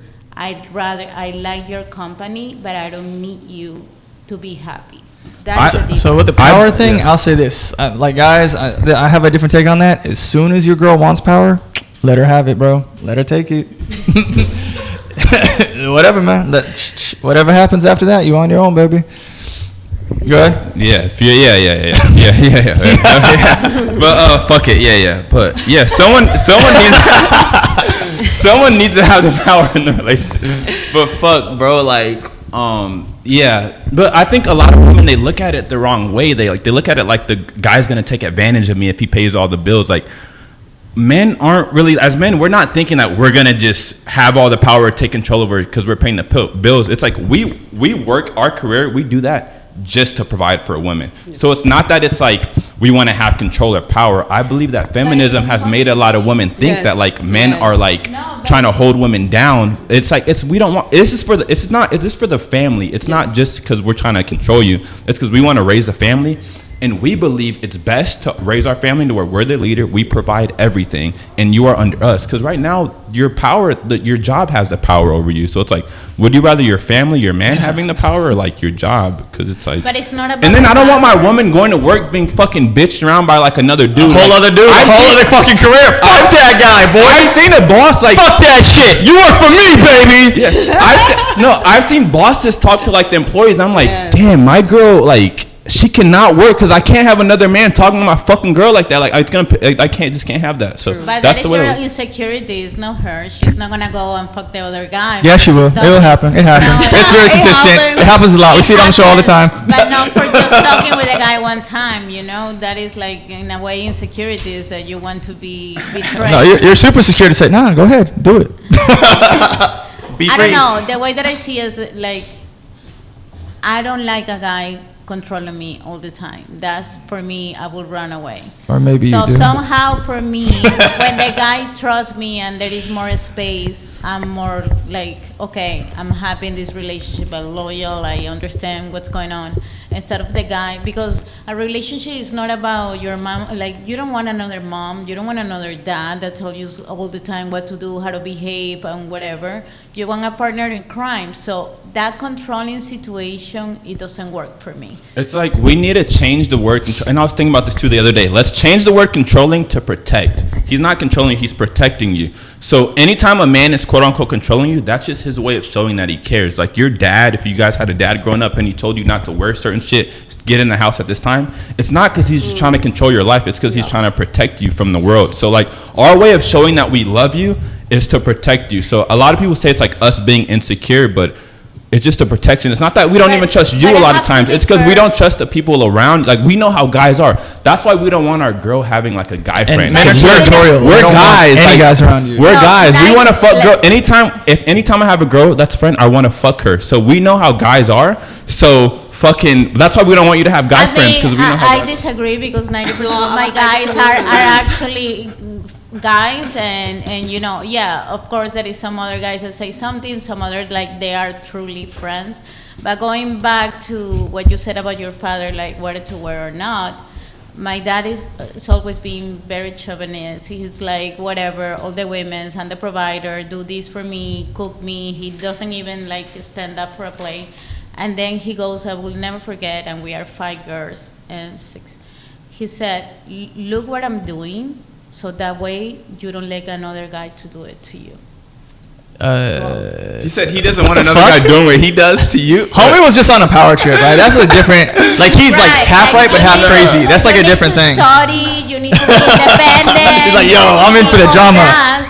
No, You for need more real, water? but it's very insightful in the sense that, okay, be independent, do your own money, be like completely independent. That way you don't have to be in a situation that you're gonna be basically miserable with a guy was just talking because about he this needs to shit. support himself. And that my dad told me that. And Yeah. that's something that always stick in my mind. And I'm telling you, the person that have like, you know, he was a cheater, he does a lot of bad stuff or whatever to women, it's like a very mainly kind of situation. Machista. Yeah, machista chauvinist. So the fact that he told me that, and all of us, like my sister, my siblings, we have a very present and we are very independent because of that. Like he embraced us in a way. That's different. Yeah, I want to say this for the ladies. If you want to know your guy cares about you, the moment he's being controlling or, like I said, trying to In protect, control of the he's trying to situation, protect you. protecting That's you a from sign yourself. that he cares about you. Yes. Girls that I deal with that I don't give a fuck about, stay out all night till 5 in the morning. That's how you know I don't care. Yeah, go to fucking live. Go do your thing. Like I don't give a fuck. But like girls that I care about, no, you got to be home at this time where you're not going out looking like this. Yeah. Because I actually care about you. So if you want to and know the your family guy, now. if you want to know your guy cares about you, he needs to be controlled. Like his controlling, which is protection. That's his way of showing that he cares. If he doesn't care about you, then he lets you do whatever you want, I'm and he agreeing doesn't with you. care. And he's actually insecure because he's afraid that he's going to lose you if he does say something a lot of times. So a lot of guys are just dealing with certain shit from their girls because they're afraid. Yeah, if he doesn't that say they're gonna anything, lose he them. is scared that he's So- gonna upset the girl, and he wants to like completely please her ego and shit. Controlling is protection for you people, for everyone out there. If he's controlling you, he's protecting you, and that's his way of showing that he loves you. All right, so if you made it to this part of the show, y'all about to unlock some real fucking special sauce right now. This is where shit gets magnificent. I'm gonna do a quick shout out to our boys over at Fresh and Fit. Fresh, happy birthday. I just wish you a happy birthday, my dog. Myron, happy birthday. We know what you're doing with the squad. Shout out to Big Mo. Shout out to J Bills. Chris, bro, you already know what time it is. And DJ Detox, you know the game, motherfucker. But let's rewind the clock back a little bit.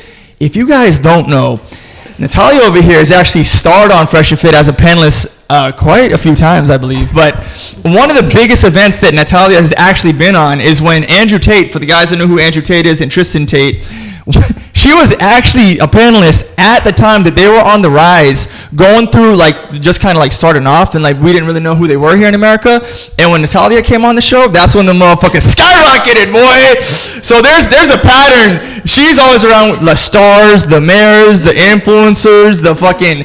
She's about to go do this show, if you guys don't know, over at the fucking Hard Rock. I'm gonna ask her some questions about that in a sec. But fucking Natalia, dog, I gotta ask you this. You know, after we got a chance to introduce you properly real quick, you know what I'm saying? Now that you're out here and you're doing this stuff in the crypto space, right? How do you advise your clients on managing the volatility of crypto when investing in properties? Oh, okay. So volatility is part of the crypto world. It's going to be there always. You have to acknowledge volatility is going to be when you invest in cryptocurrency, and you have to be okay with it. You know, you have to be okay with taking the risk. You know, everything in life is a risk. When you do business, you have to take a risk in everything that you do. And more when it's crypto, when it's not controlled. But at the same time, anything is controlled. You know, everything is controlled by something higher than us. So first, you have to acknowledge there's going to be volatility no matter what. You can lose money, you can make a lot of money, you can lose money. Everybody do it in cryptocurrency, and use the best tools to do it. Whatever you do, you're doing day trading, you're buying houses, you're buying cars, clothes, whatever you're doing with your cryptocurrency, know how to use it properly and with the right tools, you know, at the right time, you know. Investigate, do a lot of YouTube, podcasts, whatever make you feel better, hang out with the best people, go to crypto events, blockchain, AI, NFTs, tokenization, DeFi, whatever you find. And be with the people that he can test you how to do it better every day. Yo, so real quick side note. Have you girls seen The Wolf of Wall Street? Yeah. Because I swear to God, that's what it feels like when I'm talking to her right now. She's like the Matthew McConaughey, and I feel like Leonardo DiCaprio, like, and she's like, bro, ain't nobody knows what it is. No one fucking knows. It's freaking like all over the NASDAQ. We have no fucking idea of the future. We just got to do this shit, right? So yeah, dog, there is volatility, but listen, sometimes the higher the risk, the higher the reward. And if you want guidance on that, you got to follow Natalia at her Instagram right now, soon to be YouTube channel. And now I'm going to ask you ladies a similar question about like risk and volatility relative to your field, right? When you're dealing with clients and that question comes up like, hey, look, I, you know, in the executive producer space feel like I might be dealing with risk with this talent, or risk with this money, or risk with this script. Like, what are the risks that people like put in your face that you constantly got to deal with, and how do you advise them on that? In my industry, everything is a risk. Shit. Like, that is the way it is. Like, everything is involving. Just because you have a series in Netflix, it doesn't mean that you're going to be successful. You know, and like, just because you have a movie that is very well written, no, more than written, like very recognized for the people in the industry, doesn't mean that the people are gonna watch it. And at the end of the day, that's what you need in order to get money. It's everything about money. So it's very volatile, and you don't know. It's like playing gambling. It's gambling. Yeah, definitely, all the time, because you don't know. It's about, like, movies and films and series, it's about feeling. It's about the fact that they take you out of the ordinary for 2 hours or 5 hours, depending on what are you watching, if it's a series or not. So you play with feelings and with attention, and that is hard. Not everybody like translate like a movie the same way to another one. So to find the common denominator in that aspect, and the people actually collectively go and watch it and enjoy the content, is extremely difficult. So everything is uncertain, basically, in my field. So not even a brand name, like a recognizable name, can even guarantee people are gonna watch it. There's no guaranteed hit. It's you win, you lose. This is the game. It is what it is. Like, for example, talking about The Wolf of Wall Street, Martin Scorsese just came out with a new movie, and it hasn't had great reviews, and we're talking about freaking Martin Scorsese. Right. So there is no like an No guarantee specific results. recipe. Is like if you follow this, you're gonna be successful, and it's not gonna be at risk. On the contrary, it can be like it's difficult, but innovators at the same time are taking the risk. Right. So that is like, okay, in and out. Like The Rock just came out with a movie where he has all these like prosthetics on his face, and people are saying that objectively might have been like his best role at acting, and that unfortunately it just bombed. Like you can't, like he did his best performance, but like no one saw it. Right, because it's an independent film. It's about a true story about this guy. So it's A24 that is like an independent film, very well known. A24? Yes. Nice. So it's from there, from A24. So it's kind of like expected, but that is the one that is going to go to different film festivals, and it's going to be registered for all the awards, because the award season is coming, and most likely he's going to win at least the Golden Globe for that. So it's just leveraged in a different way. Yes, exactly. You position it. I mean, I always call them the boring movies, but the boring movies is actually what keeping up Hollywood to continue doing this. It has their purpose because of that. Give like that glam of Hollywood, and you know, we're still there. And the other side is just a business that you need to consume, like a McDonald's, and finish a movie and then start another one and watch the series. So at the end, as a conclusion, everything is a risk. Everything's a risk, and all she does is miracles, man. You guys need to lock in with her on her IG. All right, Nexus. How do you handle this situation in that space? Give us the sauce on how you advise your clients on risk. Yes, I think it's a very interesting perspective. I kind of agree with the things about risk is and everywhere, but I think it's other to understand. For example, when you think about the development of a product, any type of product, right? Especially in the tech world, is that there is something called like the product life cycle, the cycle of a product development. Product cycle. For example, like cycle, yeah. So when you think about it, is that until you don't actually release this product, that means that this product is in the hands of your final users. You wouldn't know if your assumption was correct or not. So I think it's super important to understand that, because by the end, at the beginning, you always have like product assumptions about behaviors about users. Yes. So for example, I don't know, in my case, I'm currently working in a cruise company, so I'm more in the industry right now in the hospitality. Which one? I gotta know. Royal Caribbean. That's my fucking favorite one, boy. I love that shit. I've been on 3 of them boats.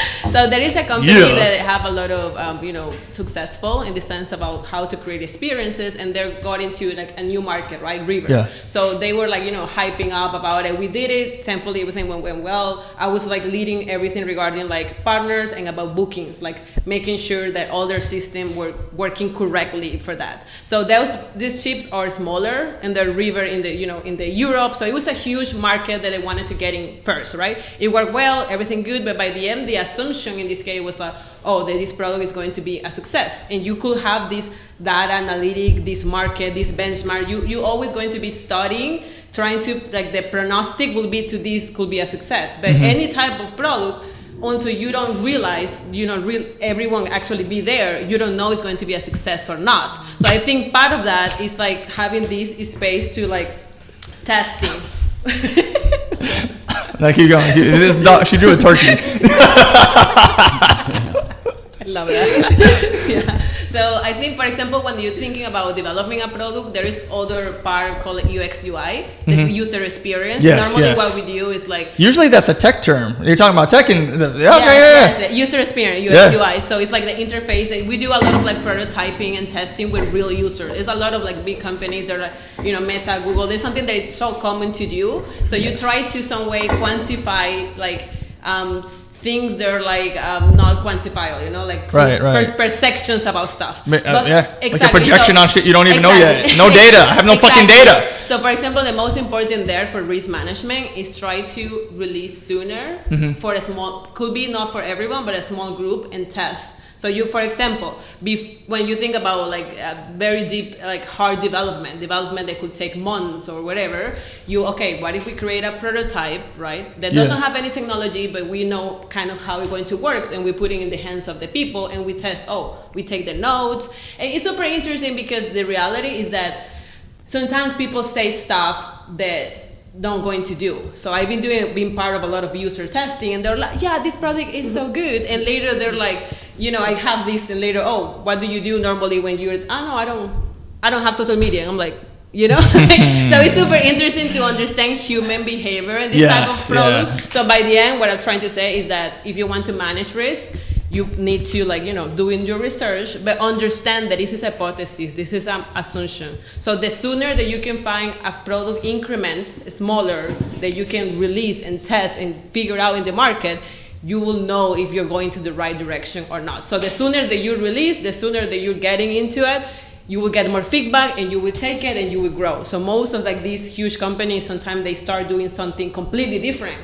But because they release it fast, they could get feedback to keep moving to other areas where they have more sense. So I think, to avoid risk is just trying to deliver fast and trying to do your homework. But it's no way to know before actually people getting interaction with the product. So I want you people listening to lock in with what she just said, because what she said is very realistic problem solving and finding solutions in these risky situations, predicting stuff before the data is even there. You got to create that world. But my most important takeaway was the whole Royal Caribbean thing, and we got to lock in and do this type of podcast on a cruise like that.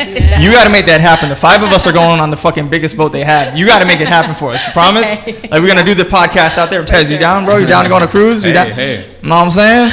We got to lock in with that, but I really appreciate the way that you laid it down. Hey, my dog Tezo, what you got to ask him real quick? I got a couple more questions. I got 6 more questions. I'm gonna ask these girls. I'm gonna lock in, bro. Oh yeah, bro. I'll let you take it away. Yeah, let them know. Let them ask them the questions. Yeah, they've been giving some good value. This is good for girls to hear that are looking to progress in their career and their life and get better. So let them ask them. All right. So for the event that you're about to do at the Hard Rock, how do you think events like that help people lock in and understand the truth or the strategy behind Bitcoin and real estate? So this event is really interesting. It's one of the biggest events about blockchain, AI. They're actually doing in Canada many times of the year. Now they're doing here in Florida on the Hard Rock. Name the event. Where can we find you? When is it? We got to lock in. Blockchain Futuristic Conference. Yes. It's going to be the Hard Rock, November 5 and 6. It's going to be the best people on the space, Coinbase, CEO, Rarible, OpenSea, Body Penguins, Iggy Azalea, Tom O'Bailey? Tom something. Well, yeah, from Impact Theory. Tommy Bailu, something like that. Tommy Bailu, yeah. And this is the best event to meet the people that you want to network, that you want to collaborate, that you want to make business, that you want to learn from. And every day in the AI industry is something new. Every day is something new. In blockchain, there's a new company. Someone made this new technology, So there is so much to learn, a little bit overwhelming sometimes. But when you go to the events, you go with the people that is in the game, that know what they're doing. They have successful companies that you can find wherever you need to develop yourself, your company, or wherever your goals are. Not only this one is going to be the best because I'm going to be there, but there's so many that you can learn and meet these people and be in the game. And being the AI industry right now is key, because I think these 5 years that we have left before the 2030 is going to change the life of everybody. Say that again. Repeat that shit. Drive it into their heads. How many years do we have left before there's no more middle class? 5 years. And 2030 is going to be the new world order where everything is going to change, and we need to be prepared, and we need to use AI. AI is the best tool to make money right now, so we need to learn how to use it in the best way. This is the moment. Any AI that you prefer, like ChatGPT, Grok, or any particular way that you use it? It depends what you're doing. There's different AIs. It depends what you're doing. ChatGPT is more for a daily advice. Perplexity is more for when you want to find a link or good company, when you want to have the good source of information that you can trust on this website, DeepSeek is also for another, it's different type of tools that you can use, depends on your needs. You hear this shit, boys? Lock in. If you want to know more, you got to hit her on that Instagram. All right, Nexus. What kind of events could we find you at? You know what I mean? I know, I know that you're popping into the colleges, but let the people know, where can they find Nexus doing these things? How do you make the world better with us? How do we find you? Well, I'm starting to post more on LinkedIn, so I'm very active on LinkedIn because I feel it's more like corporate, professional aspect. I do have a next event that I think I'm going to talk about product management and agile, a couple of things more with Venezolanas in tech. So as soon as I had it cleared, I'm probably going to share it. So I'm usually posting the next events that I have. I would say that I don't have anything that's probably that would be like November, December. I'm going to do an host an event as well for women in product in Miami as well in November. So I'm still organizing, like fixing the figure out the date. But if you could follow me, I could try to. If you guys don't DM her, you're missing out on some valuable info. Don't worry, I'm gonna ask her when she gets back. But let me go ahead and ask you this question, right? Are there ways that you can like teach people on how to buy a property without necessarily selling off their crypto assets? Yeah, I mean, actually, I created a course. It was specialized on crypto and realtors, so I teach them how to do transactions for real estate. I teach from the start, what is Bitcoin, what is cryptocurrency, what is an NFT, what is a blockchain, what is DeFi, smart contracts, from like baby steps until you cause a real transaction, until you use the right tool, the right escrow and title company. So I created this masterclass that you can find in my link on my Instagram. And I also do like personal one-on-one calls when I teach them, and I find it to have the solution. I consulting as well directly with the client, and depends on the need, and we have to find the right tool to achieve what he wants to do. And then equivalently, is there ways for people to like connect with you if they didn't necessarily finish their education, if they didn't get like a bachelor's degree or an AA, maybe a GED? Is there ways that like for the lack of education, they could just kind of find a way to get any advice or counseling from you in that regard? Yeah, so I'm very open regarding, I've been coaching a couple of like early professional careers. So I definitely you could contact me on LinkedIn or Instagram, whatever you prefer. Normal LinkedIn, I post more about like more career like tips and things. And now that I actually been more contact with students, I'm thinking if maybe I should do like a cohort, like career cohort. So I think there's a couple of things in the oven. I'm working on that, so yes. Nice. So then for you, Nat, how has your experience as a luxury real estate advisor influenced your approach to crypto real estate? How's my influence? Like, just in general, like in just luxury real estate at all. Like it's the fact that I combine real estate with cryptocurrency is giving me a lot of opportunities. I have the opportunity to talk to one of the best developers in Miami, Habitat Group, mortgage company, Q Capital. I get invited to speak in Malta on one of the conferences for real estate and AI. In Colombia, one of the biggest TV channel, RCN, interviewed me about crypto and real estate. Now I'm going to this blockchain conference, so convert and put these worlds together, like luxury real estate and cryptocurrency, has given me so many opportunities to create and grow and learn every day, because there is so many things that I don't know. For me, every day is a learning. Hell yeah, nice. So then I guess like equivalently for you, right?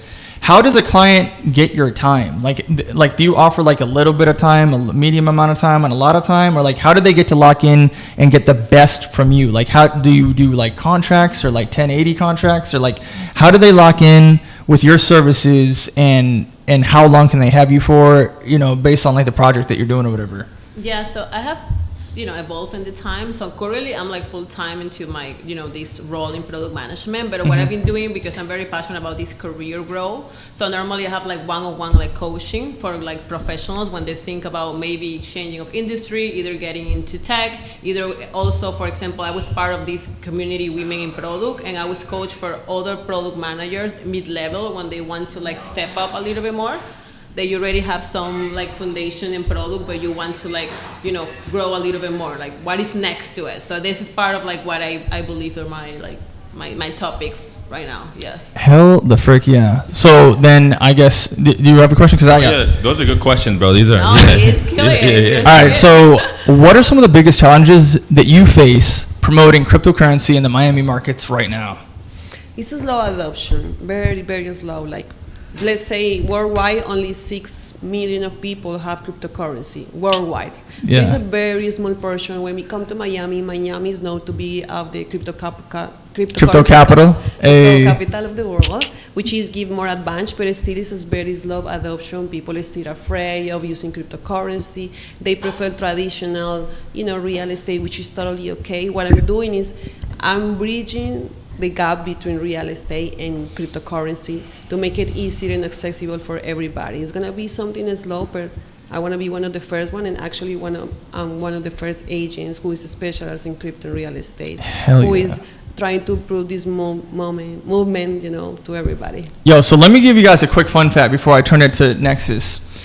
The 2016 North Miami Bitcoin Conference, it's 2025 now. 2016, that's the first time I go to a crypto convention, right? And the biggest takeaway for me is that I got a chance to meet Ty Lopez. And if you guys know Ty Lopez, go on fucking YouTube. He's like big in this area, right? About like Radio Shack and shit. Ty Lopez, I got a chance to like talk to him about crypto, right? But here's what your boy Chris knows from going to that event.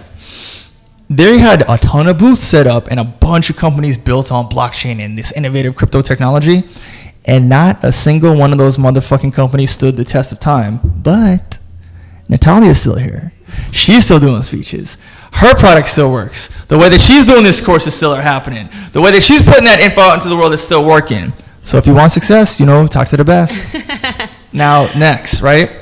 How is it that like people, when you're promoting your stuff, right? What are the challenges that you're getting in like getting your skills out there? Like I'm sure it's hard to get people to know like what you're offering or like the skills that you have. We were just having a conversation about more social media in the car. What are your biggest challenges in Miami getting people to understand what you have to offer in this world? I think I would say that not everyone understands exactly what a product manager do.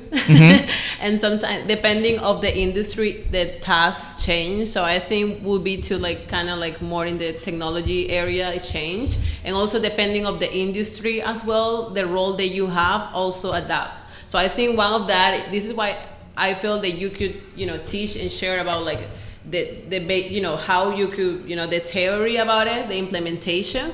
But this is why I found it valuable, like having this contact with other professionals or early career to try to like, this part of like that, like the human skills. Yes. That is so important. And also this part about like you always need to be studying. And I think like studying and growing is something that sometimes, especially in tech, you need to make the pace, como que you need to understand that it's part of the role because the technology changes so fast. And I think understand that you're not always going to be super expert on one topic, but it doesn't matter because you always could be learning and growing about it. And it's part of like the role, you know what I'm saying? Especially with AI, everything has been so fast that I think sometimes you could, feel like, oh my God, maybe I shouldn't share that much because there's always someone else that knows more. However, I think the way how you could share this knowledge is different as well. So I think it kind of also have value, right? So I'm trying to find this niche, this fog. I think is something that could be challenging. I'm still for myself. I'm still figuring out, right? For me, it was more of something that. When I realized recently, I started getting, building my portfolio, and I'm like, oh, I've been doing talks and things for like more than 5 years. So it was not something that I kind of had specifically in mind, but I felt that I have a story and a perspective and so value to give, and part of that is also having this space to communicate and connect. So, big facts, Nexus. Are you thinking about starting a YouTube channel or a TikTok to help these people? I think we're going to do some partnership in tech here. So, like the AI, the crypto, product management, I think. It's like a superpower. It's a superpower. All right, so look, I got one more question for the ladies, and we're going to have a little bit of a natural conversation, but the girls are hungry. We're out here in Las Olas. I promise them they're going to have a fun time. I'm going to give them a tour of the whole building. We have a lot of fun at the fucking 5-star studio. So, before we close this out properly and do it the right way and stuff, I got to ask you this, Natalia. Sure. What advice would you give to someone new who wants to start investing in real estate using cryptocurrency? Well, first, invest in crypto, right? You want to buy with cryptocurrency, real estate with cryptocurrency, invest in crypto. Knowing that is money that you can lose, that is risky. Everything in cryptocurrency is very risky. Do your own research. This is not financial advice. It's not financial advice. Financial advice. This is risky. It's a risk that you have to be willing to take it, to have the best outcome and go for it. There is nothing that's going to stop you. Just go for it. Don't think twice. Find the best person, find me, and let's make it happen. Yo, she is the best person, bro. I'm trying to put you guys on game. 5-star does not fuck around when it comes to the sauce. You were about to say? No, good. And then for yourself, what advice would you give to somebody who's newly looking to find your services in your industry and they want to get like the best out of Nexus, right? Like how can they maybe communicate with you or talk to you to get the best out of your skills and your services? Because like multiple times you said like, look, I built this strategy. I'm willing to listen to you. I'm willing to put all this effort into you. What advice would you have for new clients? Yes, I think, let's think. I would say that probably is having the willingness to make the work. So it kind of happens sometimes when I start getting the coaching with people. They're, especially in career-wise, they're like, yeah, they have this desire, but they don't feel like fully ready. And sometimes what I do that I think is a very personal journey, you know, and I feel like sometimes when we start, we have first conversation, and I'm like, I send some little homework, you know. And homework, motherfucker. And I feel most of the Do time it. they take a long time to return or whatever. So I think what I'm trying to think is that, you know, having this exercise about writing stuff, and it's okay to not have the clarity, you know, of our career or what is next. If you're clear about this desire of like being better at change, it's enough. Just keep going on that. Just don't bail whenever you're like, oh, I'm not sure, so maybe it's not my time. Like, I'm not sure if always going to be a right time for things. And they say things, I feel sometimes people forget about it. Sometimes you just have to just start. You know, start with something small and something. And I feel this is why, you know, when you got this space with coaching or sort of like having mentors or someone that you know they have this experience, like most of the time, most of the advice is like just to start with whatever, just to start. But I think, you know, similar to I think what you guys were saying about the momentum. Start investing, like start.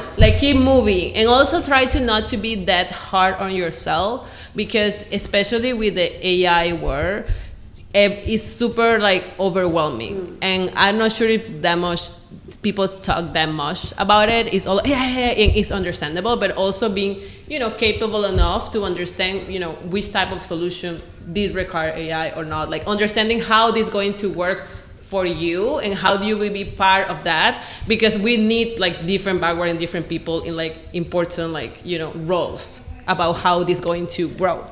So I would say yes, try to like keep going and just start going.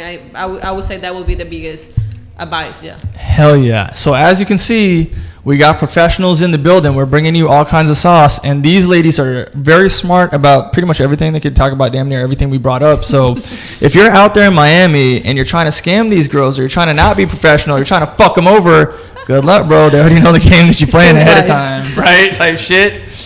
So then on that note, right, dude, like it felt really good bringing the girls in here and having like a talk where we can plug people into like info and advice that's going to help them grow in like different career fields.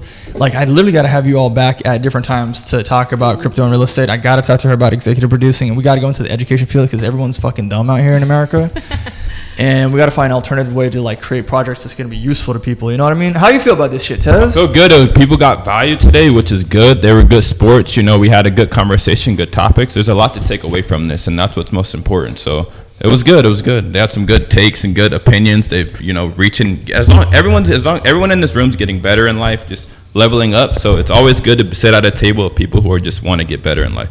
Can never go wrong with that. So in case we missed anything, Natalia, this is kind of like the part where I want you to go ahead and like give us like your email and like ways that we could like contact you. And like, see, I didn't know that you had a course, but I am aware that when I go on your Instagram, she's always like at a like meeting or at a professional event where there's like TV screens and shit. So she's giving like presentations. So she's clearly like on the rise up. And, you know, what do you have that we need to know about to lock in with you and get the best out of you? There's only a couple months left in the year. People want to lock in. They want to grind. Tell us everything that we need to know, Natalia. Don't forget nothing. Everything that you guys need to know is you can contact me on my social media. I have everything here, or the links, my masterclass, you know, my website, my email, everything that you want to inquire, questions, whatever you need to. I'm happy to help you and guide you. Damn right, bruh. So she's got the whole business optimized on the IG. You know what I'm saying? Can I see it? Yeah. Put that shit right there. You know what I'm saying? Well, hold on. Hold it to this camera. Right here? Yeah, this one. Yeah. There we go. Go follow her. Send her the dick pics. Dick pics, feet pics, bro. Get creative with it, bro. No, dick pics. Put your wallet on your dick pics, bro. Send me some Bitcoin to my wallet. Yeah. Send her some Bitcoin too, bro. That's true love, you know what I'm saying? And also, I wanted to shout out to orange being the new color, bro. Like, the orange is the theme of the day. I got the orange motherfucking phone. She's got the orange, what is that, a blouse, romper? What do you call that? What is that? Like Pants? Yeah, I guess. Pants? Bell bottoms? Is that what that is? I don't know. Bro, whatever. It's dope. It's orange. Look at her, orange. What is this? Maybe like Yeah, there we go. Show it off. And if you guys saw Corset, her nails, I was going to tell her to show her nails to the camera, right? They're like orange, that's all Halloweened out. She's not here at the moment. She's taking a call, but you guys got to pinch and zoom on that throughout the show type stuff. And then, Nexus, man, how can we find you? How can we lock in with you? How can we get the best out of what you have to offer us on this world? Yes, I would say linking Nexus Prado and also my Instagram. Spell it for us. So go to her LinkedIn. Yeah. Don't worry. She gonna write this shit out. You can't. This is where you send your professional dick pics, boy. Make sure you have a suit and tie on that thing. If someone send me a picture, we send right back to you. There's no. If you want to go out there, you can go out there. It's no problema. You want to stand on the patio? Do your thing. Yeah, no problema. Go. It's no. You're fine. Don't worry, love. If you gotta show your nails to the camera real quick, that'd be nice. The camera, it's okay. Guys, I'm not supposed to be in a podcast. It's okay. No, up. There you go. All right, here we go. Nexus Prado. Hold it up. All right, so we're gonna zoom in on her real quick. Yeah. See what I'm saying, gang? There we go. Hand it to me real quick. I'm gonna get that shit right up there. You guys cannot forget to send your dick pics over here. And you know what I'm saying? Pictures of she likes feet a lot. That's her thing. No, at all. If you have an OnlyFans, she likes that. Make sure you send it. Send me your Cash App. You want them to send you some money? Bro. You already know. These girls are money hungry for essentially, they give you a huge resume, bro. Like, these are professionals in this. So, once they get to your LinkedIn, once they go to your Instagram, what should they contact you for? What are some things you know that they need to take advantage of right now? I would say about career orientation, about coaching could be very helpful in case that any of the organization also need like different speakers as well. Or kind of share some of my experience in technology, in product management, working like corporate for more than 10 years. So I think that's something that I definitely could bring to either like students or different like group of people, other product manager or through early careers, getting into like advance in their career, like changing the new into technology industry is like it's very helpful, especially more like kind of to adapt. Yeah. Damn right, dog. You guys are getting some professional value for the freezy, but you need to hit her up and hit her with that Cash App. You know what I'm saying? Hit her with some Bitcoin. She gonna love that. So then, all that being said, bro, we really closed out and locked in on a really good situation here. We got some super mad dog professionals. And I'm going to say some stuff real quick, right? I'm going to say, if you don't lock in with my dog Tez on the Tez Unplugged YouTube channel, you might as well go fuck yourself. You might as well hang yourself, bro, because you're missing out on value that's being consistent regularly. And Tez, man, tell them about that YouTube channel, bro. Yeah, you already know the YouTube channel. Fuck with Life with Chris Livestream. Fuck with our channel. If you don't, then you don't want value. I mean, but we're gonna add value, do what we can every fucking day to stay consistent and just give you value. And if you fuck with it, you fuck with it. If you don't, you don't. But we're gonna keep sticking with the plan and getting to it every fucking day. So it's 5-star live stream on every platform. High Demand Tez on Instagram, Tez Unplugged on Instagram as well, and TikTok and Facebook and YouTube. So make sure to follow, and we're gonna keep giving you value every day. Just value. Let's get it. And let us know what you want to see. Comment, like, subscribe, and give us some feedback. You want to talk about certain topics or things that might interest you, things that you think will help people out. Let us know. We'll talk about it. So let's get it. And if you got more questions for any of the professionals that we have here, comment that. We'll bring them back for another show. Hey, listen, we told you guys 3 times a week, and then me and Tez said, fuck it. We've been locking in every last single day. We've been live streaming and giving you guys excellent amounts of content. You already know where to find your boy at Life of Chris Livestream. I just started going ham on Twitter because I have literally been blocked for every fucking thing I've said on Facebook, and I can't lose another Facebook account, bro. So Twitter is a little bit more free for me. You know I don't hold back. I pull no punches when it comes to talking my shit, man. You can find me everywhere at Life of Chris Livestream. 5-star, that's the main channel. Subs.com/5-star. That is where you get the membership. That's where you're going to be locking in. And I have a feeling these ladies might be on sub soon once I tell them all about it.